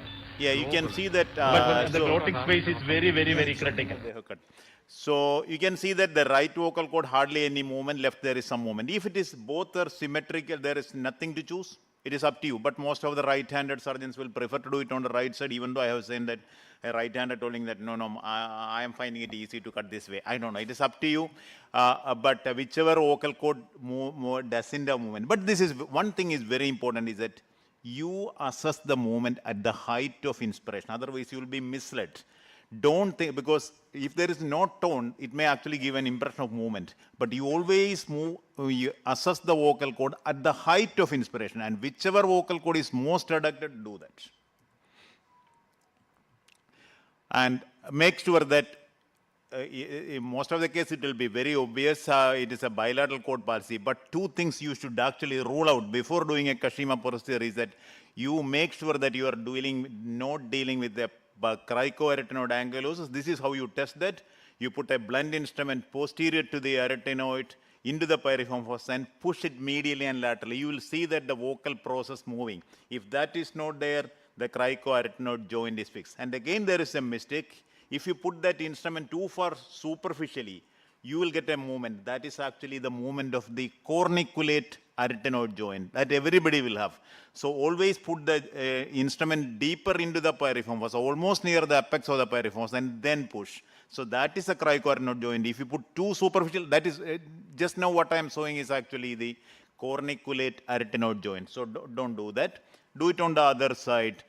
And see, you can see very well see that the vocal process is actually moving. When you push it, the vocal process will be seen moving medially, and you can see it very well. So that is the cricoarytenoid ankylosis. Make sure, because Kashima will be a failure in cricoarytenoid ankylosis. This will not actually improve the airway. And the second thing to rule out is that interarytenoid fibrosis. You cannot, sometimes people call it interarytenoid ankylosis. That is a wrong terminology because there is no joint there. So what you do is you just push one vocal process away. If the other vocal cord follow you, then they follow that, then that means it is an interarytenoid fibrosis. Here you can see that I am pushing the left one away, right is not following. And I am pushing the right away, the left is not following. So that is how you should rule out these two conditions. It is very important that you don't miss that. See that? I'm just pushing the right away, nothing is happening. That's very important. Next is you start the procedure. Kashima is essentially, you can do with a laser, even people earlier used to even do with the Godry, but that is not fair. You can do the MLW one. So it is essentially between three cartilage. Posteriorly, what I'm palpating is the tip of the vocal process. So posteriorly, it is the vocal process. Inferiorly, it is the superior surface of the cricoid, and laterally, it is the thyroid. So if you keep your instrument, be it laser, be it microlaryngeal instrument, whatever it is, you are actually safe in that position. That is very, very important. If you go posterior to the vocal process, then the dreaded chance of posterior glottic stenosis, never ever go there. And if you expose the cartilage too much, chances are that you can actually have granuloma. Now, with the coblator, with the laser, you just cut right in front, just laterally, transversely, keep on cutting that. With the coblator, it is a much quicker surgery. Sometimes it takes only 5 to 10 minutes time. You can actually cut away the vocal cord. Originally, Kashima called it ventriculocordotomy because sometimes to expose the lateral border of the vocal cord, you have to cut the ventricular band. And this is where most of the youngsters will actually fail. That is why Kashima sometimes fail. If you don't completely disjunction the membranocartilage in a spot, this will be a failure. It will get reattached. So how do you know you have gone all the way lateral? You have to expose a little bit of thyroid cartilage. So you cut completely. So what I am now, that is that white thing is actually the vocal ligament and the macula flava, posterior macula flava. You cut it right in front. So keep on cutting laterally, and to expose the lateralmost part of the vocal cord, you have to actually many times cut part of the ventricular band also. That is why it is known as the ventriculocordotomy. So you just cut that completely, and then the vocal cord, because of its inherent retractile property, it retract anteriorly, creating a much better space. So see that has been completely cut. And then keep on cutting inferiorly. The inferior limit is the superior surface of the cricoid cartilage. How do you know that? Whenever you reach the cartilage, there is usually a brisk bleeder. You can also palpate. So when you reach the superior surface of the cricoid, suddenly a bleeding starts. Again, for a beginner, it may be frightening. See that it started. Here, coblator is a far superior equipment. You just actually cauterize it. With the MLW band, you can actually easily control it. Laser, sometimes you may take longer time, especially, but if it is a fiber laser, it is okay, but otherwise it may be difficult. But with the coblator, you can easily control that bleeding. Just keep on coagulating it, it actually will be okay. So now, you have seen the posterior, and that is the tip of the vocal process, and inferiorly you have seen the cricoid. Now the only remaining thing is actually the lateral part. That is a thyroid cartilage. Then the surgery is over. So that is what the Kashima. So now we go to the lateral part. Just keep cutting, continuously keep cutting here. Here we actually, you will see that now I will actually partly cut the ventricular band here. Here again, once you reach the thyroid cartilage, there will be a brisk bleeder. Again, stop it with the, you can see that now the vocal cord is actually getting retracted anteriorly. As you release it, come more and more completely. So keep on cutting the ventricular band. You can adjust the foot of the suspension so that the vision is better. Keep on cutting that. Then you will see the thyroid cartilage there. You can see that is actually the vocal cord is actually getting retracted anteriorly. Keep on cutting that. And again, you will see that you are almost reaching the thyroid cartilage. You will feel with your instrument. That is another advantage because the coblator has got a probe. See that the bleeding has started. That is a thyroid cartilage. That is enough. So that means you are totally done a membranocartilaginous disjunction. The procedure is almost over. So you have the surgery is between the tip of the vocal process of the arytenoid, superior surface of the cricoid, and lateral perichondrium of the internal perichondrium of the thyroid cartilage. So that almost complete. Then you just what you do is you to check the subglottis and finish off the surgery. That is fairly quick.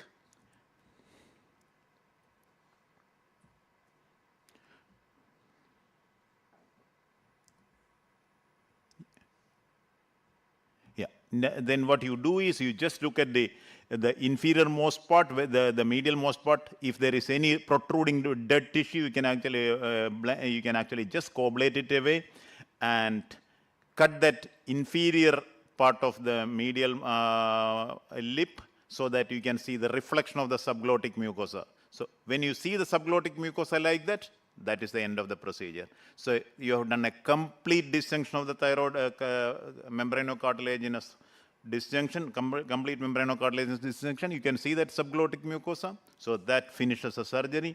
Then you can apply mitomycin, or you can actually apply a little bit of steroid ointment. Actually, that will finish the thing.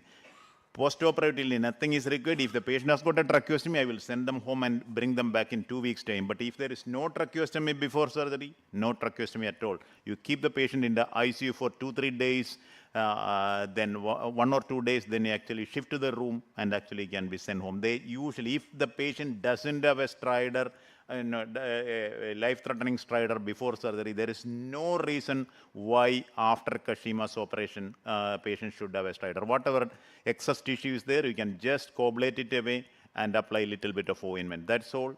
And post-operatively, you can observe for 2 days and send them home. They will be generally okay. There will be some secretions there. Hydrate them very well. Give chest physiotherapy. Encourage them to cough and give antibiotic. It's not usually a painful operation, so painkillers are not generally required. And finally, apply a little bit of ointment here. Any steroid ointment should be okay, so that it actually heals much better. So, you know that this is Haskins Kazunori Kashima, who died in 2010. You will be probably surprised. His main work is actually not on Kashima's operation. Majority of his work is actually on recurrent respiratory papillomatosis, but we remember him because of this surgery. Thank you.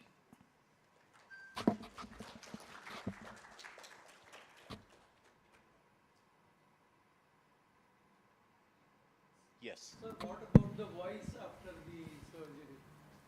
Obviously, it will never be normal. So this is a static glottic widening procedure. So we generally tell that we are improving the airway at the expense of the voice. So usually the MPD, maximum phonation duration, will be somewhere around 6 or 7 seconds. Ideally it should be 10 or more. So hardly anybody will get that voice, because if the glottic widening is that much, there will be some loss. But vast majority of the patient will actually opt for that because they don't want to have a tracheostomy. Do you require to intubate the patient post-surgery? No, not at all. We'll on-the-table extubation. Sometimes there is a lot of edema which comes up. With the coagulator and laser, hardly any edema. That is the advantage of these two equipment. You know, if you're doing with the diathermy, then that is a very dangerous thing. So, but nowadays we don't use that. These two instruments, they won't. I don't intubate. I don't do tracheostomy at all. They will be kept in ICU for just 1 day, 2 days. They will be in the ward and they will actually go. Right. Thank you so much, sir, for a wonderful demonstration of surgery. May I call upon Dr. Nupur Nerurkar to present her surgery, and Dr. Nupur will be presenting vocal cord cyst.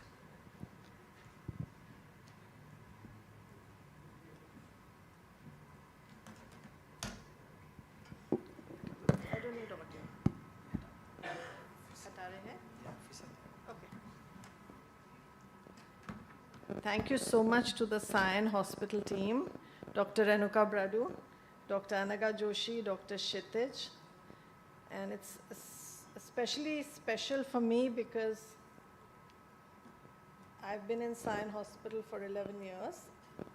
So it feels like coming home. So thank you so much. And of course, thank you to Lupin. I don't need audio, but that's okay. So I'm going to be talking about microflap laser surgery for mucus retention cysts. I've selected mucus retention cysts because I feel it's more challenging than epidermoid, tends to rupture more frequently. And I've selected a large sort of cyst. I work in Bombay Hospital. And this is a patient who has a pretty large mucus retention cyst of the left vocal fold. This is a spectra image just out of academic interest, you can use spectra instead of narrowband imaging, especially in lesions of like malignant sort of behavior, not in this case. Palpation is a very important part in any surgery when you're doing microlaryngeal surgery. So this is a blunt microflap elevator. And what we're looking for in palpation, we see here a leukoplakia, which is more like a contact leukoplakia. But what we are also looking for are sulci and mucosal bridges, because we know cyst, sulci, and mucosal bridges, we call it the family, which stays together very often. So this surgery is being done with a CO2 laser, where we're using it in scanning mode. So you see like a red line, which is called the AccuBlade. This is a CO2 laser with a scanning system. So when you use it with a scanning system, the dot is kind of scanning the surface of that line very, very fast. So you can use very high power, like 10 watts. Because when you're using the laser, it's not just the watt, but it's the time on, the time off, the depth, etc., which all matters, and then gives the fluence to the laser.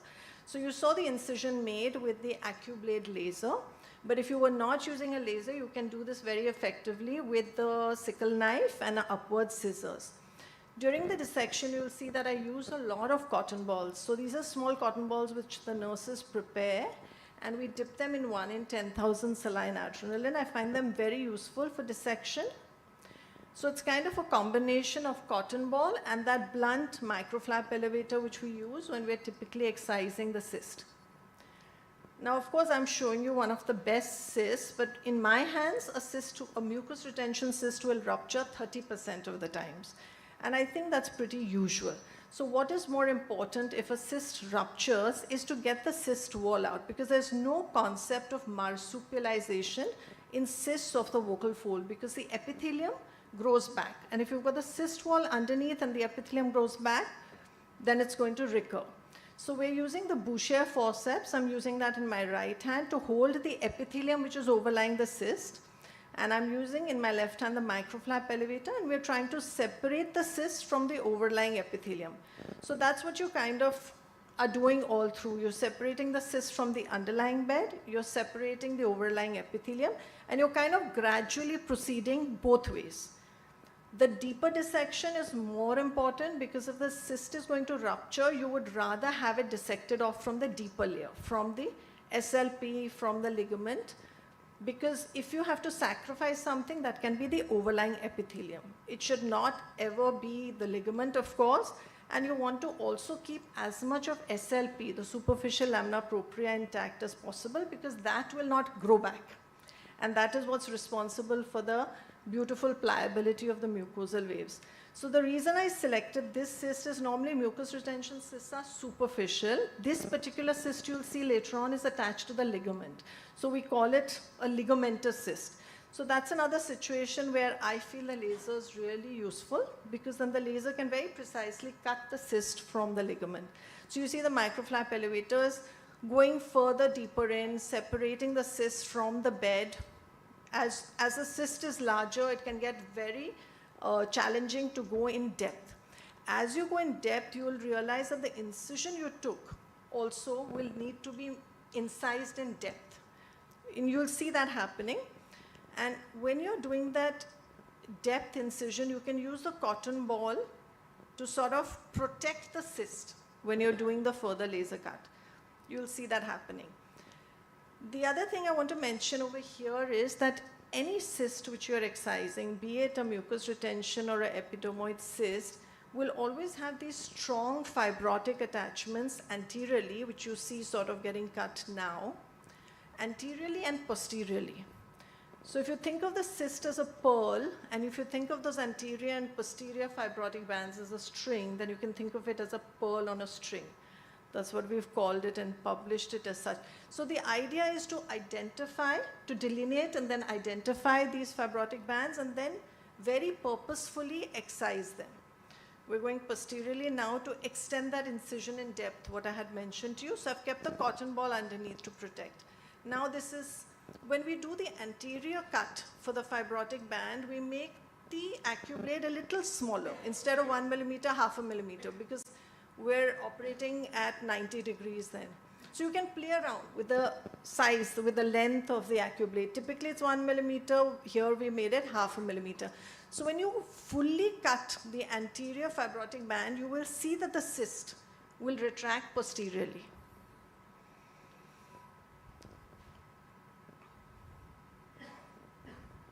So you see, I am using the cotton ball even now to retract the cyst posteriorly. I find it a very useful technique. When we use large cotton balls, we've actually made these with, I think, one of the instrument companies, a forceps which has got teeth which can hold the cotton so it doesn't sort of slip out.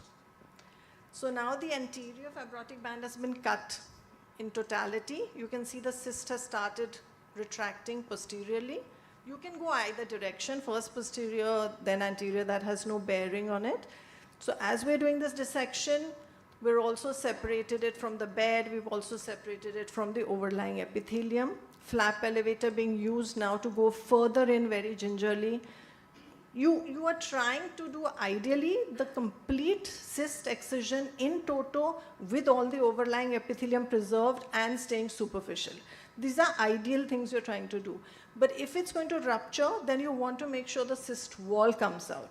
And one of the things which I do if a cyst ruptures is, by the way, right now I'm cutting the posterior fibrotic band.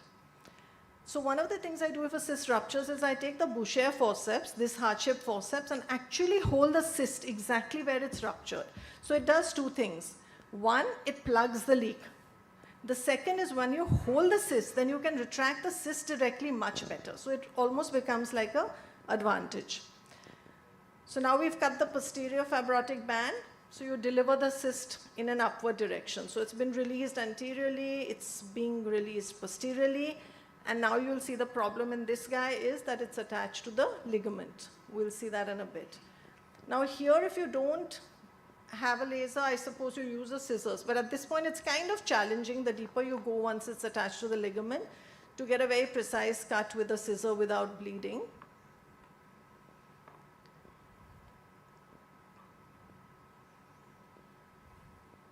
So the two important instruments you see in dissection are these heart-shaped forceps and the cotton ball. See the ligament? When I'm pulling on the cyst, now I'm holding the cyst and I'm pulling on it, you see the attachment to the ligament. So though I say I'm pulling on the cyst, it's a little bit of a tag on the cyst wall which I'm holding on to. Typically you'll find some tags attached to the cyst wall. And you want to hold that because, of course, if you clamp down on the cyst, then it ruptures and spoils it. You want to try and take it out in toto. Hold it very gingerly. It may slip one or two times. That's better than holding it very firmly. So this is, you know, we are kind of hovering around there to decide where we want to cut it in the ligament. You don't want to go too deep, but you don't want to go and rupture the cyst at that point. So once you've delivered the cyst, since I use so much of cotton balls, I also give a lot of laryngeal wash at the end of surgery because I don't want any cotton fibrils because this particular patient has got a leukoplakia on the right vocal fold. We do a little bit of laser ablation over there. There is no IPCL or concern of malignancy over here, very soft, very superficial.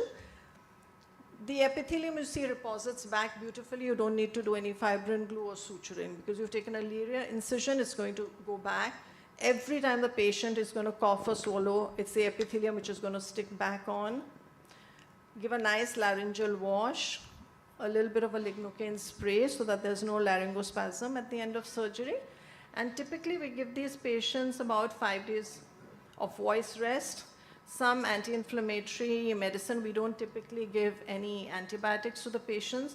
We do give proton pump inhibitors to the patient for almost a month. Start the voice therapy at 7 days.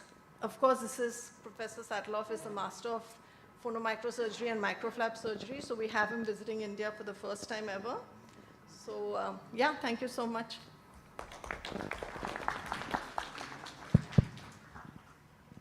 Thank you, Dr. Any Nupur. questions, I'd be Any happy to questions take from it. the audience or from the delegates online? I think we are running short of time, but that was a beautiful demonstration. Dr. Nupur, we would have really liked you to join us for dinner, but unfortunately, due to prior commitment, I think you... I would like Dr. Renuka Bradu, madam, to kindly felicitate Dr. Nupur.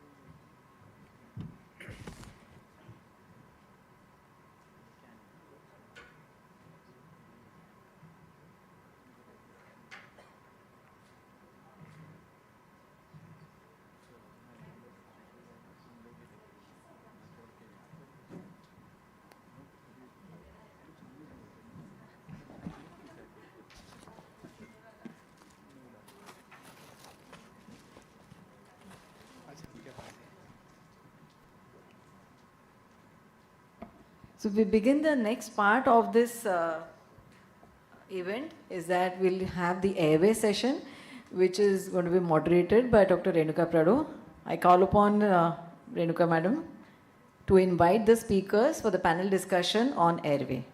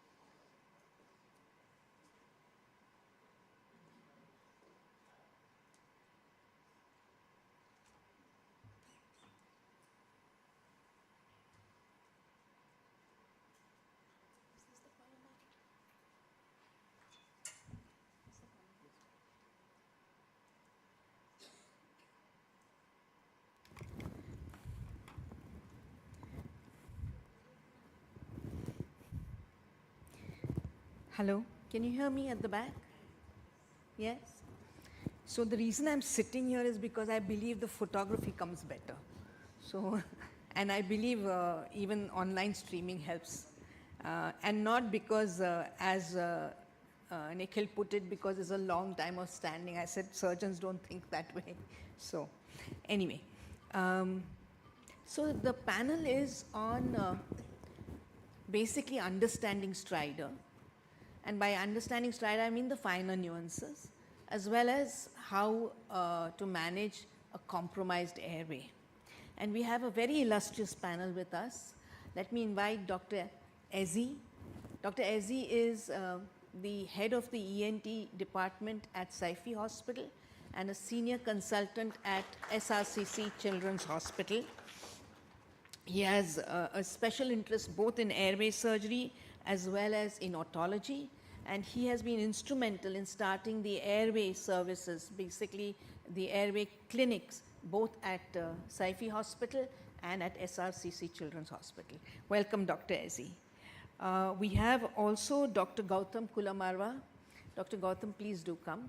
Dr. Gautam is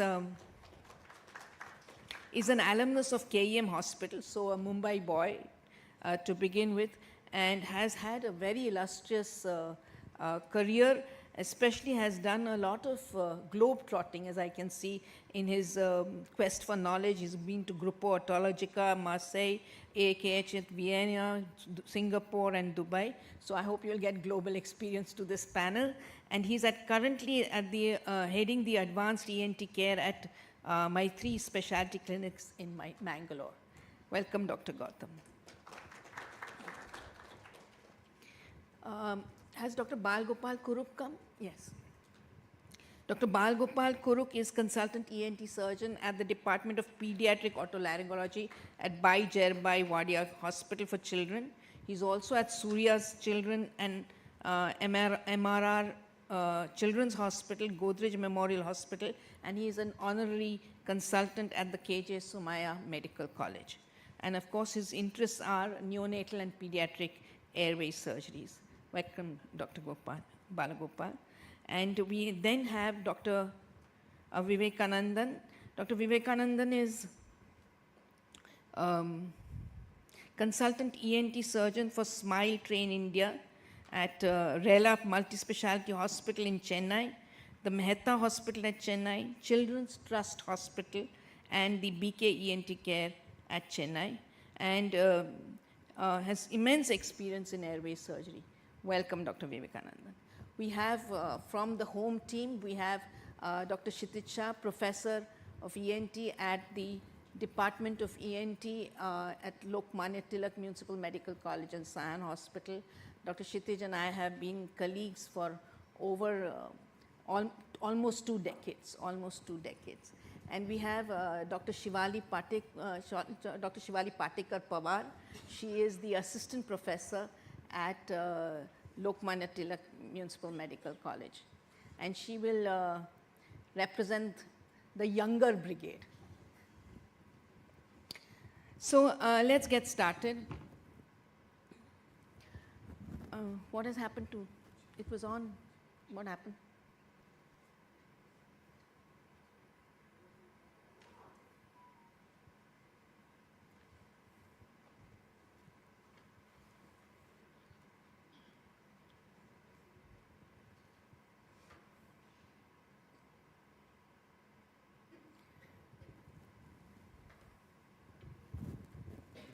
I think it was working.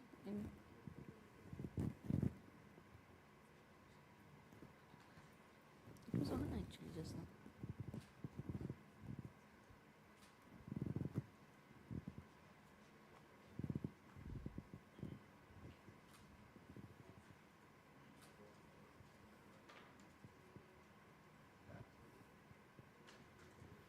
Let's play and see. Okay.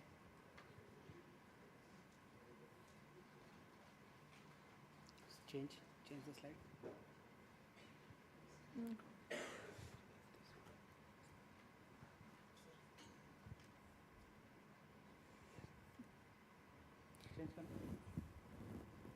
Do you want another connect? Actually, it was working. The connector was working. Try one more time with another connector. आ गया था?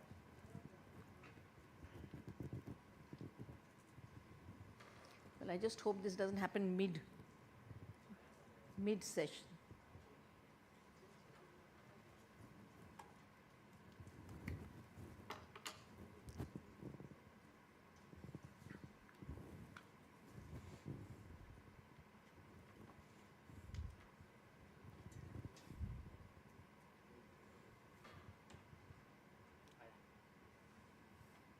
Okay. So, airway, compromised airway, I think the most important challenge is making the right decisions at the right time. That the right decisions you have to make in every pathology. The right time is key in airway surgery because in the same patient, from almost minute to minute, the right decision may change. So the decision that you take maybe at say 9 o'clock may change at 9:05. So the right time is also a very key factor in making those decisions. And we're going to discuss that with some case scenarios as we go along. Dr. Ezi, myself, Dr. Kshitij, Dr. Shivali, we've been mentored by Professor Philippe Monnier from Lausanne, Switzerland for many years, and I dedicate this panel discussion to him. He's an extremely selfless teacher.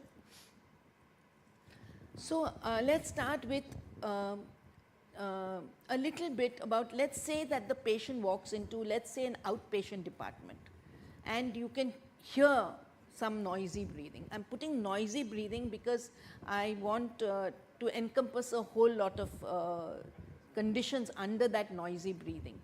Though I would like to say that for the younger people here, please understand noisy breathing is a very euphemistic way of saying something wrong with the airway. So don't use noisy breathing as a casual way. So I'd like to ask Dr. Ezi that when you hear this sound, what is the thought which goes through your mind when you hear a person who has what seems to be a compromised airway? Basically, it could be either a strider or it could be a stutter. Normally, you have to differentiate between these two, and then if it is a strider, what type of strider it is, whether it is inspiratory strider, whether it is expiratory strider, or whether it is the mixed strider. So once you ascertain that, then you can think of the pathologies behind it, and then proceed further. So basically, the first thing you want to differentiate is whether it's a stridor or a stutter, right? How would you differentiate? In what way would you differentiate, Dr. Gautam? It is a topic by itself about the stutter and stridor, because what we are observing more and more is that there is no clear way of defining what is stridor and what is stutter, because stridor, it is typically monophasic, and the true stridor happens only in the bilateral vocal cord palsy and the stenosis areas where it is a static obstruction. But the rest, if it is in a laryngomalacia, it is not monophasic, and stutter again, it is not monophasic. And what noise arises from the tip of the nose is different from the back of the nose in the piriform aperture stenosis. So that definition itself is being put into question, whether it is a stutter or a stridor. And more, I think, though it is a euphemism, more it is more likely to be a kind of an distressed airway which we are seeing and listening than stutter and a stridor. We are finding it more and more difficult to put into different groups. So, but classically the adenoids are the stutter part of it, adenoids type of typical breathing, and the bilateral cord palsy and the subglottic stenosis type of things are the stridor part of things. So it's difficult to group. So basically there are a lot of gray areas, and there's a place where they can overlap, because there can be a multi-level involvement of the airway. But just as a thumb rule, because stutter may not be an emergency, whereas stridor would be an emergency. So as a thumb rule to differentiate between the two, how would the two of them sound? Dr. Kshitij? So we had a lovely voice panel before this, and I think we need to also train our ears to listen to how someone sounds in airway, that is. Because when you have a stridor, which is typically, it goes biphasic, you have extreme high pitch. Also look at how exhausted the patient has become at that point of time. Because if he's presenting at that time, you get good stridor. In the sense, you get a good voice. On the other hand, when you're talking about adenoids or stutter, you have more of a, the pitch is very different when you listen to the sound. So when you're dealing with airway and you're dealing with symptoms of the airway, train your voice, train your ears to listen to what kind of pitch is coming out at that point of time with the patient. So that would be a rule of the thumb, and therefore this is from Professor Monier's book. So he's basically shown those three zones where the blue is where you would have stutter originating. The red is basically the larynx and the subglottic area primarily, and the thoracic part of the trachea, which is where you'd get stridor. And then the yellow is intrathoracic. So the third thing that you may have, the noise that you may have, would be purely expiratory and would be a prolonged expiration with a wheeze. So of which I think, so these are the three zones roughly in which you would get this. As Dr. Gautam said, you can have an overlap of these zones. But like I said, because you want to know how quickly you need to act, you need to have a rough differentiation between whether it's laryngeal, supralaryngeal or intrathoracic. Just to, is the audio on? So this is an audio.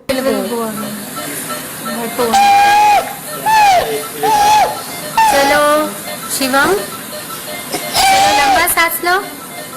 So I deliberately played it a little longer. One is you can hear the high pitch. You can of course also see all the movements of subcostal, suprasternal area. We'll come to that in a little while. But what I specifically kept this video running is because our senior professor of anesthesia at that time was Dr. Lele. And you can see that the child is extremely restless. And you can see that she's trying while she is giving oxygen to calm the child down. So that is one of the primary things that you need to do, is try and make the child as calm as you can so that the inspiratory effort is less. So that's what a stridor would be like, and this is what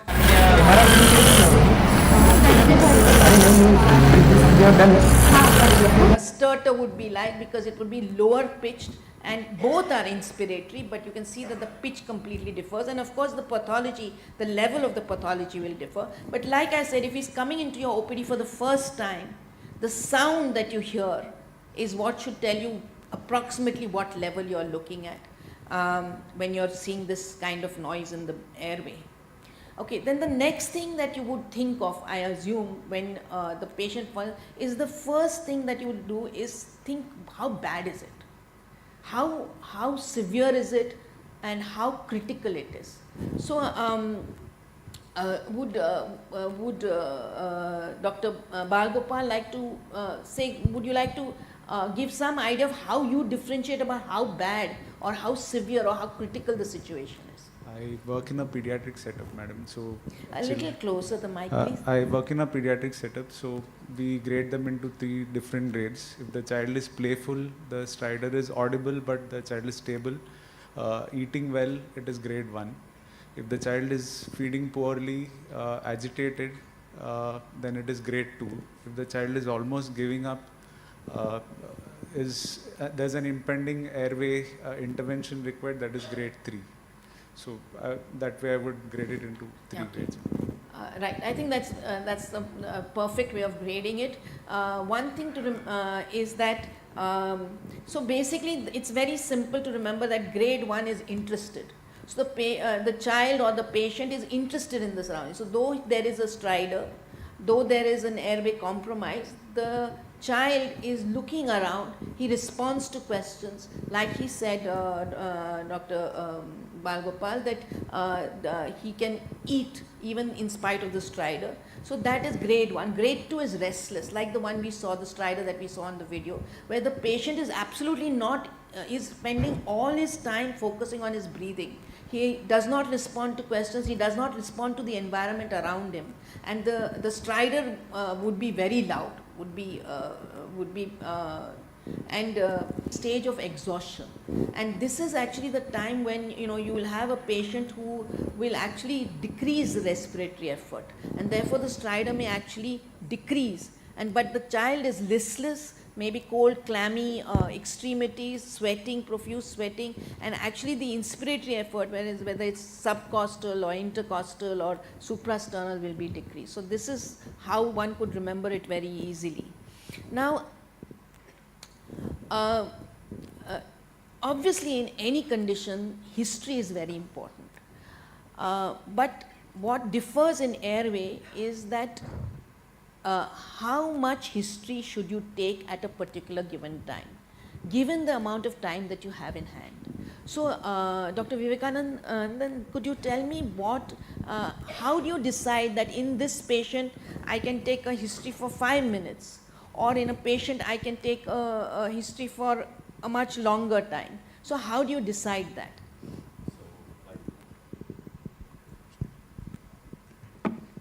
So like Dr. Walakpal said, we will first classify it among the 3 grades.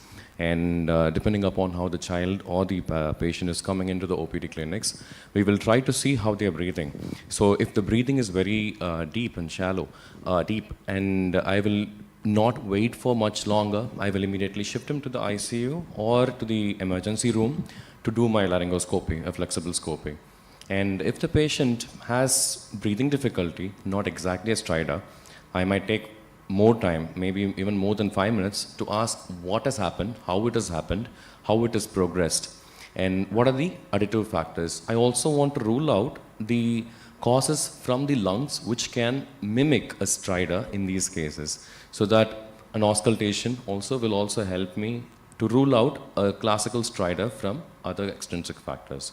So it depends upon how the patients are presenting to me, my questions will be. Sometimes I don't even have time. I immediately rush them into the theatre OT directly, because I also deal with pediatric patients mostly. So it's more of emergencies that I deal with. So we directly see them in the OT more than in the OPD room or in the emergency. So since you brought up this topic, which we're going to actually discuss a little later, but you said that either you will rush the patient to the OT, or you will get him to the emergency room and do a scopy, whether it's rigid or flexible. I just want from you, what percentage of patients do you see? Let's say 10 patients. Yes. Of 10 patients in severe respiratory distress, how many do you actually have time to go to the emergency and do a scopy? Okay, I would say at least 20 to 30%. That's it. The So remaining the 70%. remaining of patients- 70% you would not have time to do a Exactly. scopy. Also, you may find that it might be, it may be counterproductive. Suddenly the patient might get worse. Can Most that of the happen? times, yeah, most of the times I get these referrals from the pediatric and the neonatal ICUs. So by the time I reach there, the child is already intubated, and then we have very minimal time to extubate, examine the larynx and the trachea, again re-intubate, and then plan for our thing. No, I'm actually talking right now about patients in the OPD. OPD. So OPD, who come it's- into the OPD, and so about 20 to 30% will have a chance for you to actually do Exactly. the scopy before you. Yes. Would you do the scopy in the emergency room or would you do it in the OT? Most of these patients, when the stridor is not severe, I don't mind doing it in my OPD setup, but I'll do a flexible scopy. I will not attempt a video laryngoscopy on them. But patients who are coming to the hospital setup, I will directly take them to the emergency setup and then do it. In case, if my patient congs off right in front of me, I need support around me. So that is the reason I take those patients. But around 70% of patients or the 30% of patients, I do my scopy in the OPD setup itself. In the OPD setup. So if you have an airway compromised patient, you can still do a scopy in Yes, the... ma'am. Is there any other point of view in amongst the panelists? Yes, Dr. Kshitij? So, if you don't mind, I'll take the question from the start, but because Yeah. I don't completely agree with assessing a compromised airway in the OPD setup, you may have a patient actually collapsing. But as per what you defined and what Dr. Bard also spoke about the grades of compromised airway, when I start seeing the patient, and we are lucky to have a setup where we do have residents with us, so we have multiple hands also working. The first thing that goes onto the patient's finger is the pulse oximeter. You are also looking at how the patient is at that point behaving, and as you start getting the history, you have at least a baseline saturation.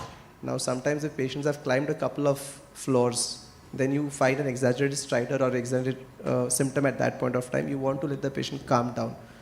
Similarly, if you're, let's say, not in the OPD but in the emergency room, and if you've got a facility for an oxygen, you want to at least start supplemental oxygen at that point of time so that the patient has some feeling of getting calm, because the more aggravated or the more exaggerated the patient is, the sometimes, as you just said, from 9 to 9:05, the decision may change.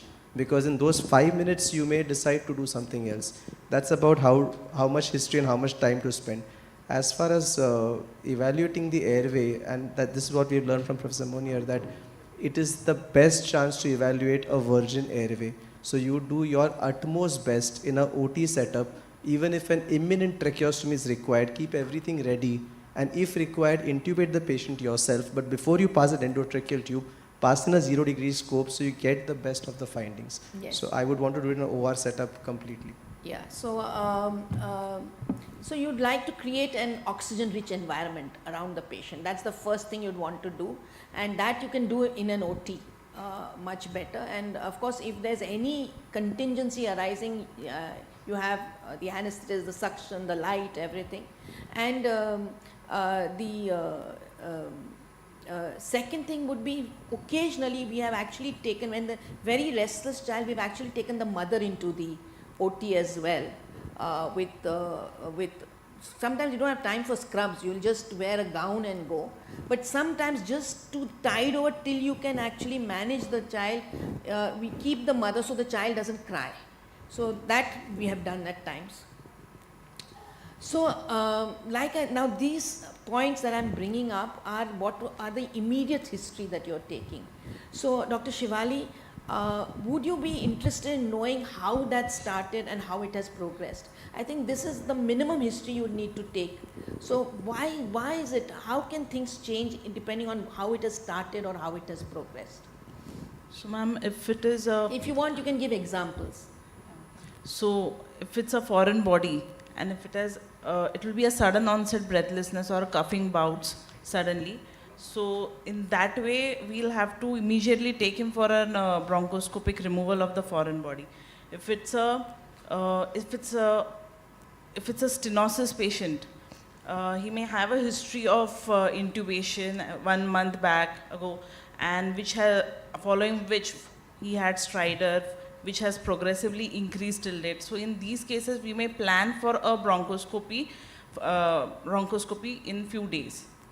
Yeah, so basically, how it started and how it has progressed will give you a diagnosis. Dr. Kshitij wants to say something. So again, how did it start, how did it progress would depend upon the age of the patient, firstly. A preceding URTI, because we see a lot of viral laryngotracheal bronchitis also. So working in SIAN, and of course even our workload is a lot in pediatric, you want to be able to differentiate a viral tracheobronchitis versus a foreign body, that is one. A second set of disorders is coming into a benign laryngotracheal stenosis. If you look at an elderly patient in stridor, it could also just be a malignancy. So looking at, because you're talking of a compromised area. Right, so basically, very often the diagnosis lies in this question. How did it start? And any more examples you'd like to give, Dr. Ezi, of that you can think of a diagnosis almost immediately on the basis of how it started and how it progressed? Basically, as you rightly said, over the age. So whether it is congenital or acquired, you can, if it is immediately at birth, then you think of bilateral cord palsy. If it is 4 to 6 weeks, you think about laryngomalacia. So age-wise, you can start differentiating the cause of airway compromise. And as adult patient comes, and of course, if it is gradual onset, it could be some malignant tumor which can come up. Right, so that is the key history that you'll ask, other than those initial questions that you said about how it sounds and how bad the patient is. Is which phase of respiration important, Dr. Gautam? Yes, it again helps us broadly classify as in where is the likely origin of the obstruction, because ultimately we are trying to localize anatomically as in where it is likely and how we can intervene.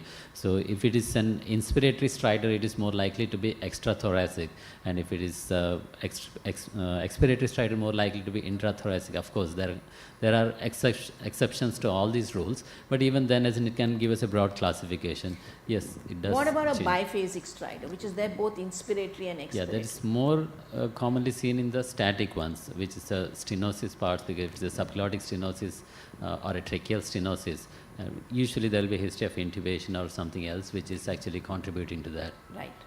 So that's basically what you're looking at, inspiratory, expiratory, or biphasic, and of course whether the phase itself is prolonged. Does that stridor change with character? Dr. Balgopal, what conditions will the stridor change in character even as you are examining the patient or over a few hours? So I would ask if any positional change helps. A child with retrognathia does better in prone position. Child with a cyst, supraglottic cyst, does better in prone position. The parents would have noticed it.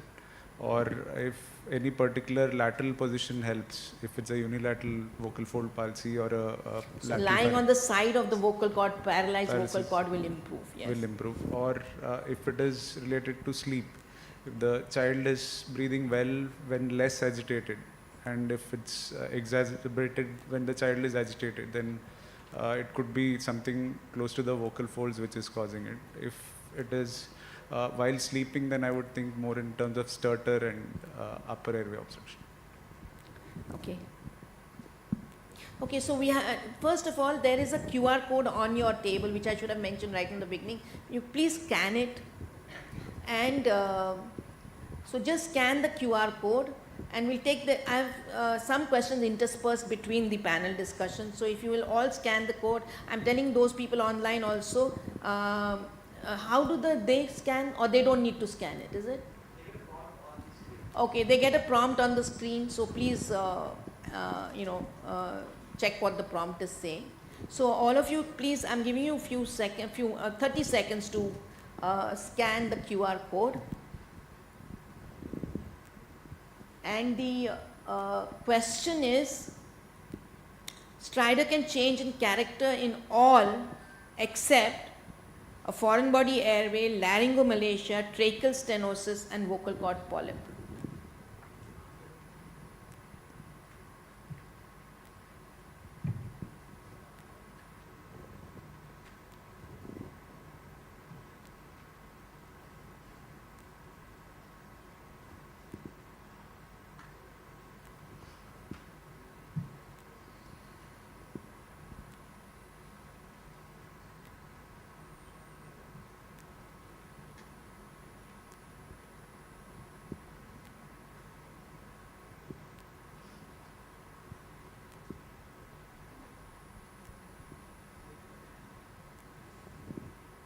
Done?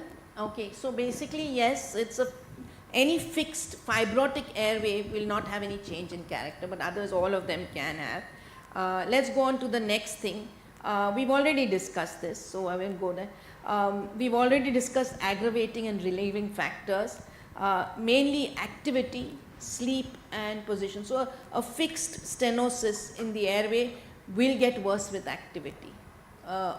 All of them do, but a fixed stenosis where the amount of airway available doesn't change with position or with any other factors. That's where the activity. Sleep we've already discussed, position also we've already discussed. Are there any other symptoms other than breathlessness that you'd look for, Dr. Vivekanand? The type of cough, how is the cough? In case of foreign body, the cough is particularly different, and how would it be different? In a sense, it's more of a barky cough when they aspirate something and goes into one of the bronchus that we see. Sometimes the patients also come up with cough with blood-stained discharge. That shows that there's some granulations that's been formed in long-standing foreign bodies.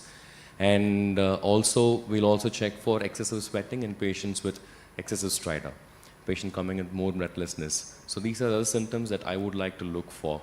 I would also like to look for the symptoms. All right. So how the patient is trying to speak. In cases of a laryngeal webs, or the cry of the baby is going to be different. So this is all that I will look for as the child or the patient comes to me first with. These are the main symptoms I will look for. Right. Yes, Dr. Kshitij, you seem to... No, that's...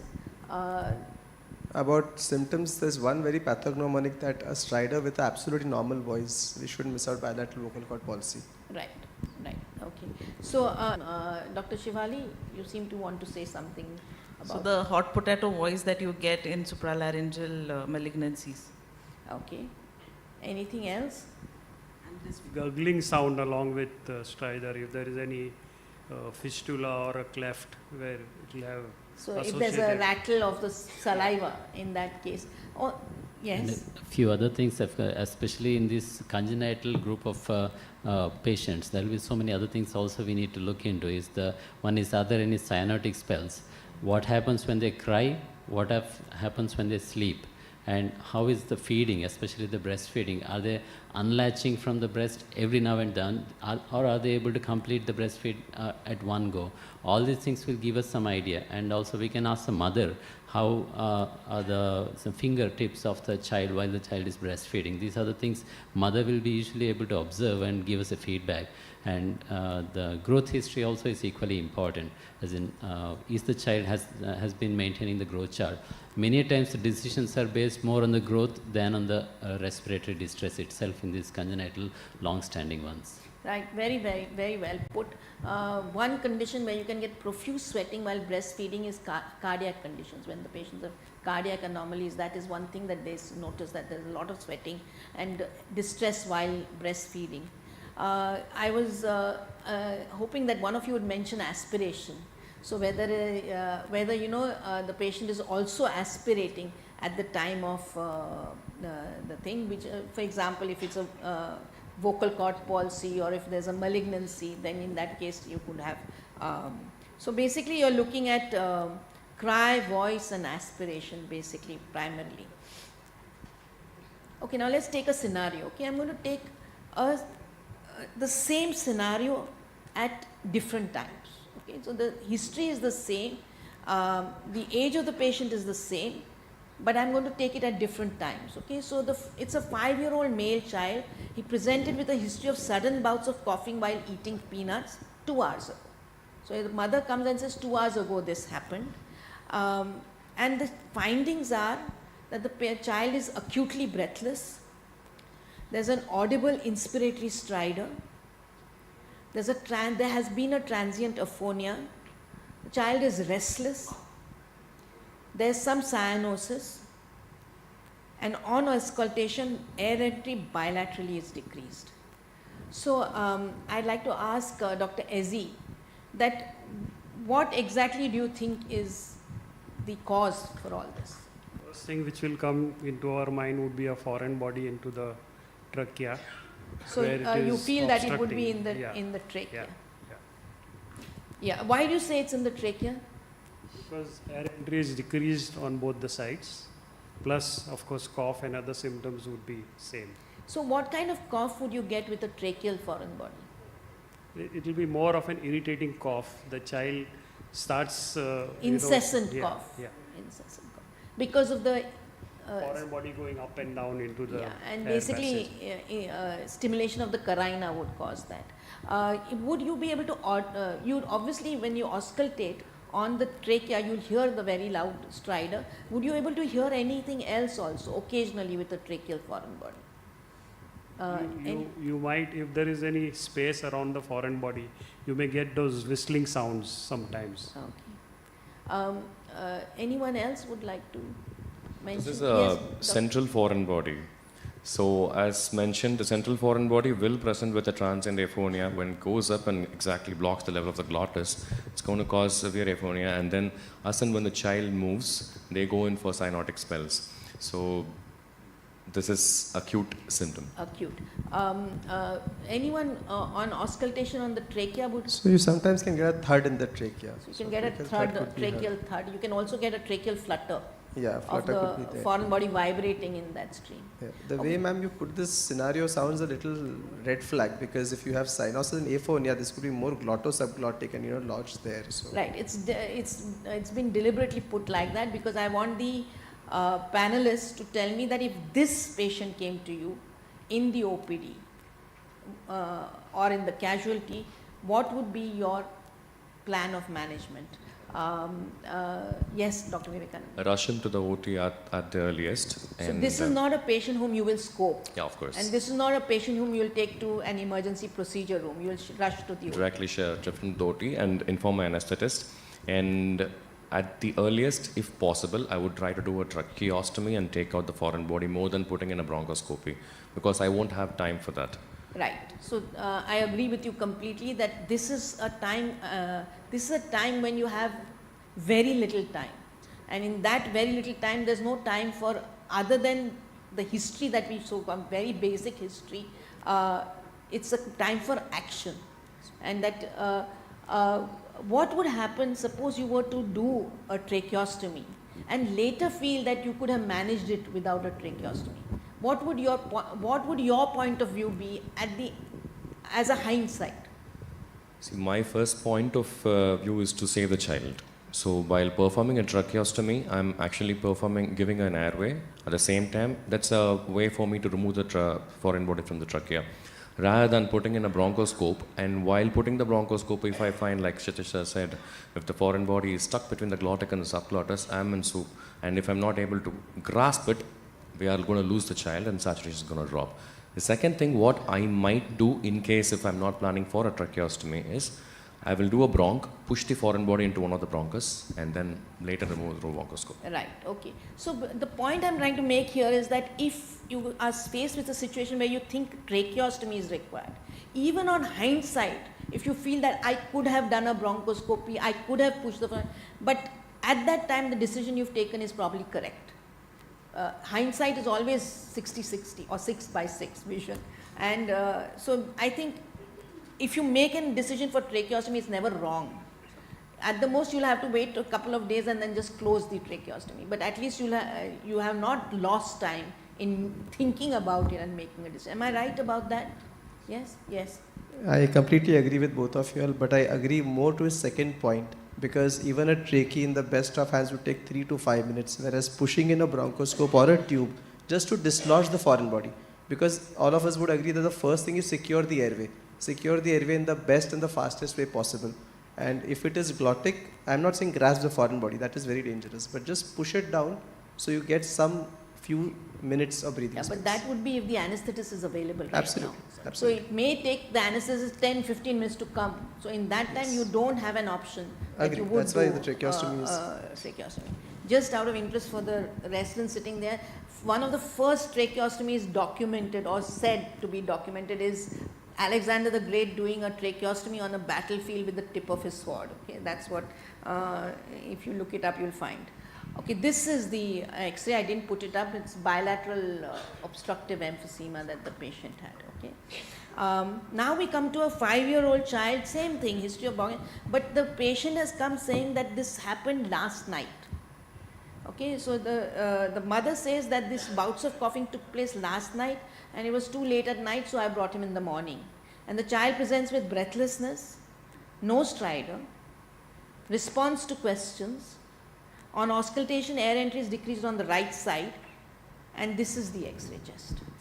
So, Dr. Shivali, would you like to tell us what you think? This is a foreign body mostly in the right main bronchus and needs a bronchoscopy, removal of the foreign body. Do you want to do a tracheostomy in this patient? No tracheostomy. So, how much time do you think you have on hand? If you were to say in minutes, hours, days, weeks? Within hours? Within hours. Okay. So, you have within hours. So, you'd be able to take a more detailed history? Yes.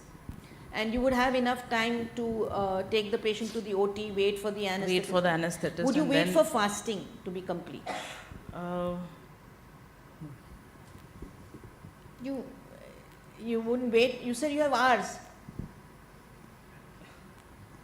You need to have an anesthetist as a panel over here then. Because the constant fight always is that we would tell the anesthetist that we are anyway in the airway. But to the best of my knowledge, what an anesthetist would prefer is at least 2 hours of fasting. So if the child is fasting 2 hours solid, they are pretty much happy with a crash induction, knowing fully well that we will secure the airway and we won't let the aspirate go into the airway. Okay. What are the challenges which could come up with this bronchoscopy, Dr. Gautam? Looking at the X-ray chest, what is the challenge that could come up with this bronchoscopy? Looking at the X-ray, it looks reasonably large to obstruct the main bronchus, right main bronchus, so which is almost the size of the trachea itself, because while we are retrieving it, it can get caught in the subglottis is a possibility. And of course, a migration to the opposite side and the struggle is always there, but the riskiest part would be to negotiate the subglottis while removing that. Especially if it's a vegetable foreign body. Yes, especially if it's a globular one and slippery one. So, and here maybe the Dormier basket is one technique which can be easier, of course, if after finding the foreign body and the type of the foreign body. Type of the foreign body. That's one very important history, that if something was paired, you ask for the pair to see. If it's an earring or something, you look for the pair, or if it's a ball pen, they could show you which part of the ball pen has gone. Is there any other possible concern while doing the bronchoscopy? Dr. Balgopal? The trachea seems slightly bent, so significantly. Might have a little bit difficulty in negotiating the upper trachea. Yeah, so that is one thing you have to keep in mind, that you may have difficulty in negotiating that trachea because it's to one side. And now finally, this is a patient, again the same history, but they had a history of 2 months ago. Okay, the patient had a bout of coughing while eating peanuts 2 months ago. This is a history which has come out after talking to the patient for a long time. Child is comfortable, no breathlessness, no stridor. There's a history of cough with fever that resolved with antibiotics, and had a 1 hospital admission for a lower zone bronchopneumonia. And on auscultation, air entry is decreased on the right side with creps and prolonged expiratory wheeze. And this is the X-ray of the child. Dr. Ezi, what would you like to do? This would be probably a foreign body, should be ruled out in one of the secondary or tertiary bronchus, and definitely it will require a bronchoscopy and identifying the foreign body and removal of. Right. Would you like to do any other investigation in this patient? Anyone? A lateral X-ray. Yeah. Anything else? I would take a sample for culture when I do bronchoscopy, send it for to rule out TB. No, there's a history, clear-cut history of foreign body. Patient says that 2 months ago there was, eating peanuts, there was severe cough, then there was breathlessness, and then that settled, then we didn't do anything. So during the procedure, madam, not sputum. During, okay, during, you'd like to do a bronchoalveolar lavage. Yes. Anyone else? Yes? So preoperatively in such patients, Bachus, there is a certain role of a CT chest too for a non-resolving consolidation. That's the CT chest. Yeah, because the thing is, when we work as ENT airway surgeons, and most of our work is pediatric, we rely a lot on clinical examination and CT. The chest physicians have a CT for every patient done. But in such a scenario, when you've got ample of time, I mean it's a 2-month history, you've got time, you're not rushing, it might make sense to do a CT chest because you do get additional findings there also. One other thing, Yes. madam, in this, as in, because it has been there for 2 months, as in there is likely to be a lot of edema and granulations and other things. I would like to rather not rush for a bronchoscopy, treat them first medically, give some steroids, give some antibiotics, and allow the things to settle, and then investigate as well. Because sometimes even in the CT scan, the foreign body can be buried in that the consolidation part. So we may actually miss even in the CT scan. Also, I would like to take a consent for repeat endoscopy, explain to the parents that the child might require multiple bronchoscopies to remove the foreign body, since there might be a stenotic segment before the foreign body.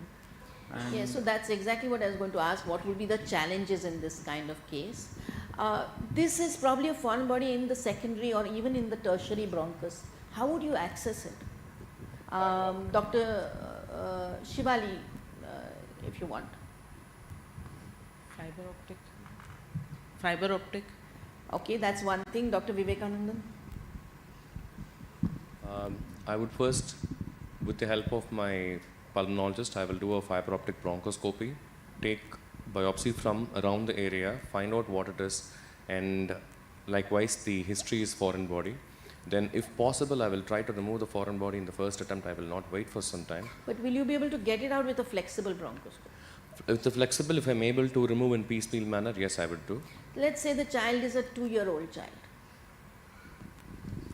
We have removed a case like that, so that's how I'm No, saying. would a flexible be a good idea to put into a tertiary, into the airway? Just for diagnosis. For diagnosis, Yeah, I will so put it. I will find out whether there's truly a foreign body or something else we are going to look into. No, let's assume it's a foreign Foreign body. body. A flexible, you would not be able to keep in a 2-year-old child with that For a longer diameter period. for very long. You'll Long just period. be able to go. So now how will you remove the foreign body? I will take the patient under anesthesia with rigid bronchoscopy. I will go. Yeah, but your bronchoscope is not reaching It that won't go far. all the way till there Not because for a reaching that 2-year-old we'll use a 3.54 size. I will call my cardiothoracic surgeon. We'll go for a stenotomy and a partial lobectomy and then remove it. Okay. So, yes.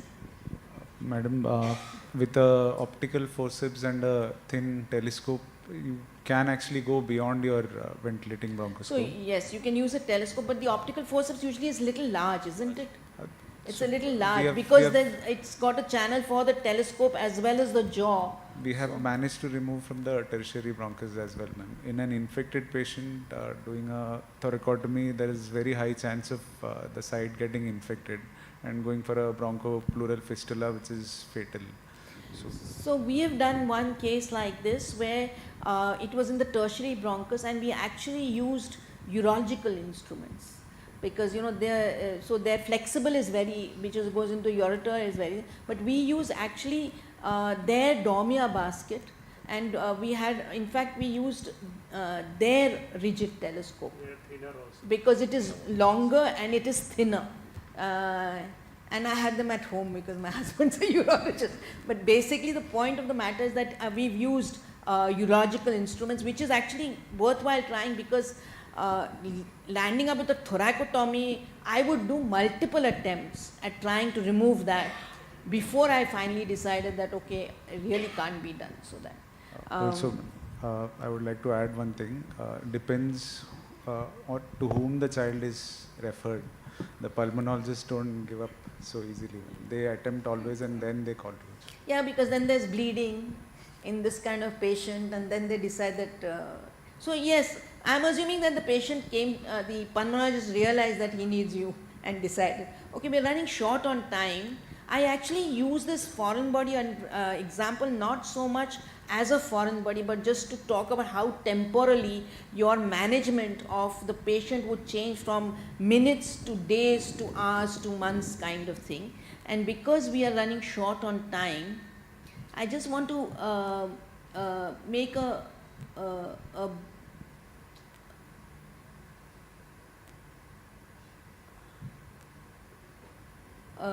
small reference to this. This is what Kshitij talked about, that if time permits, always evaluate the airway because what the virgin airway looks like is what will decide a lot of your management later on. And I have a question.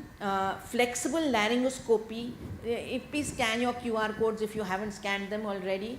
Flexible laryngoscopy is necessary to diagnose all except laryngomalacia, vocal cord palsy, subglottic stenosis and tracheal collapse. I've actually kept the questions quite fairly relatively easy.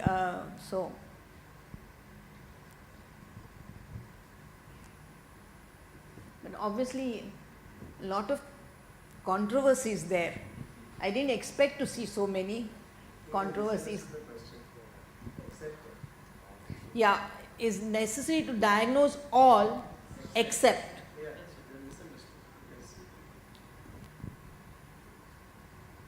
So which is the condition you can diagnose without doing a flexible?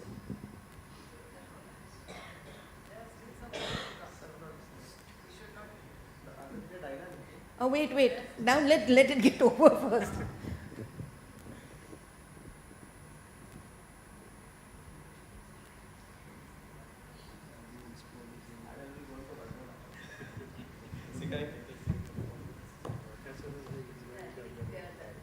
So we are done now. So basically the point I'm trying to make is anything which is mobile about the airway, anything which is dynamic, whether it's laryngomalacia, vocal cord palsy or tracheal collapse, where the walls of the trachea are moving, the epiglottis is moving, the vocal cords are moving, you need a flexible. And it's only a fixed narrowing like a subglottic stenosis that you would manage to do with only a rigid. I just have one image to show you. Same child we saw before. Hello, Shiva.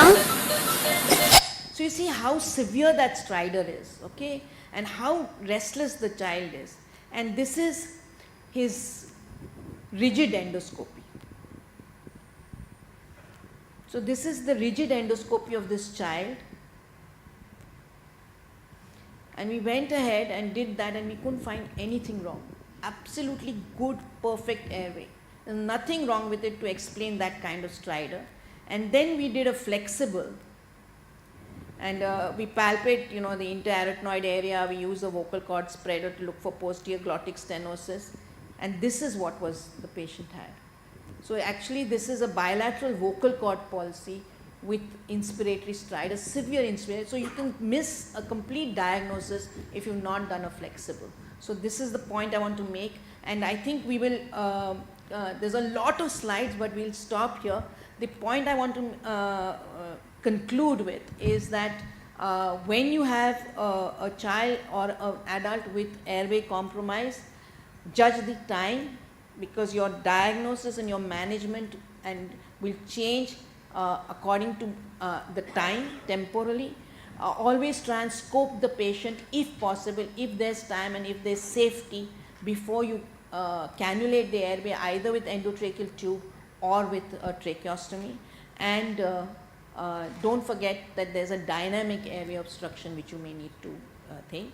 There's one question which I feel is very important, and I think that we will take, and this is this question, because this is something that Professor Monnier really drove home, and we made changes in our hospital protocol because of this. And the question is the ideal endotracheal tube size.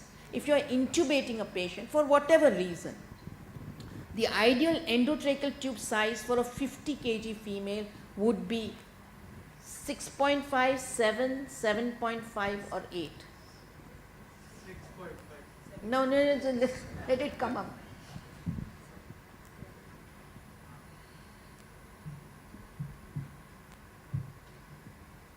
There are some takers for 7 also.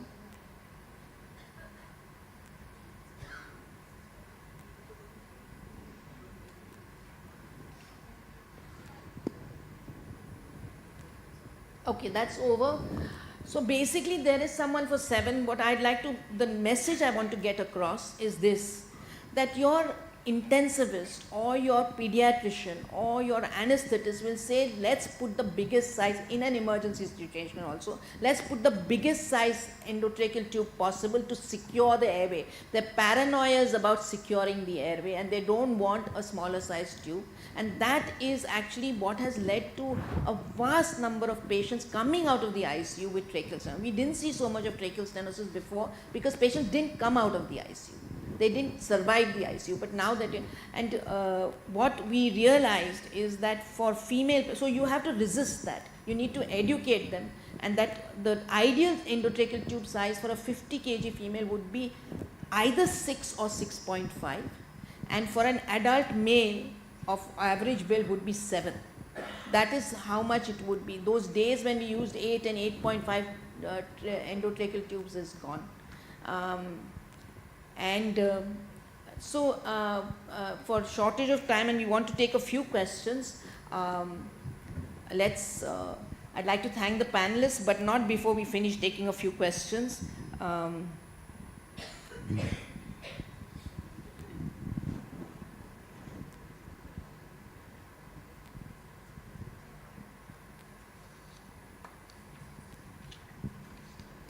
Have they come on this? No? So there aren't any questions. So either we've told them everything or we've told them nothing. I don't know what that is, but if there are no questions, we will assume that the audience was mesmerized and forgot to ask questions. And, yeah. I have one question on that acute thing and then one comment on the tracheostomy. It's a constant fight. What is the role of a Heimlich maneuver? Of a Heimlich maneuver, doing a Heimlich maneuver? A Heimlich maneuver, okay. For a cafe coronary you are talking about. What is the role? Has anyone done a Heimlich maneuver? No, no one's done it. A friend once, while doing my MBBS, so he choked on a piece of chicken, so we just did it, and that's it. So it came out. It came out. Yeah. Okay. One comment on this tracheostomy, because it's a constant fight between the intensivist and the ENT surgeons, as you said, it's for us to educate. And very often, they have a challenge that they're not getting adequate ventilation. And though there are sizes, but the stature matters. I mean, sometimes the patient is smaller.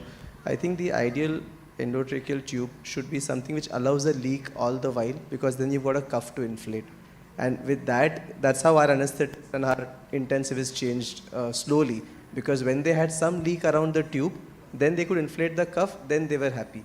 And that is how, practice is. Yeah, so basically the endotracheal or the tracheostomy tube should lie without touching any wall.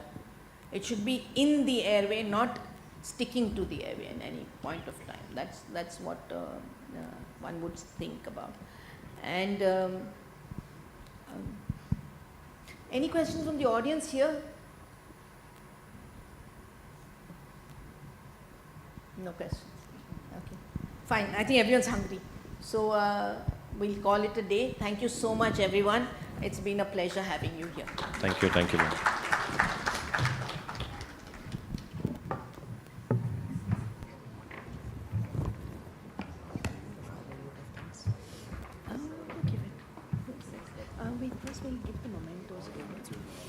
May I request all the faculty to please stay on stage, and may I request the faculty for the voice session also to please come on stage. Yeah, all of them. So it's a pleasant duty to conclude this evening by felicitating all our faculty. Thank you to all the delegates present here and online for taking your time out to come for this ENT live event. I'm sure it's added a lot of value to your larynx and airway knowledge. And thank you to the course directors, Dr. Anaga Joshi and Dr. Renuka Pradu Madam, for curating both the panel discussions. Thank you for the faculty who's traveled from outside, putting up your surgical videos, and everyone who's contributed. Could we please have the larynx faculty being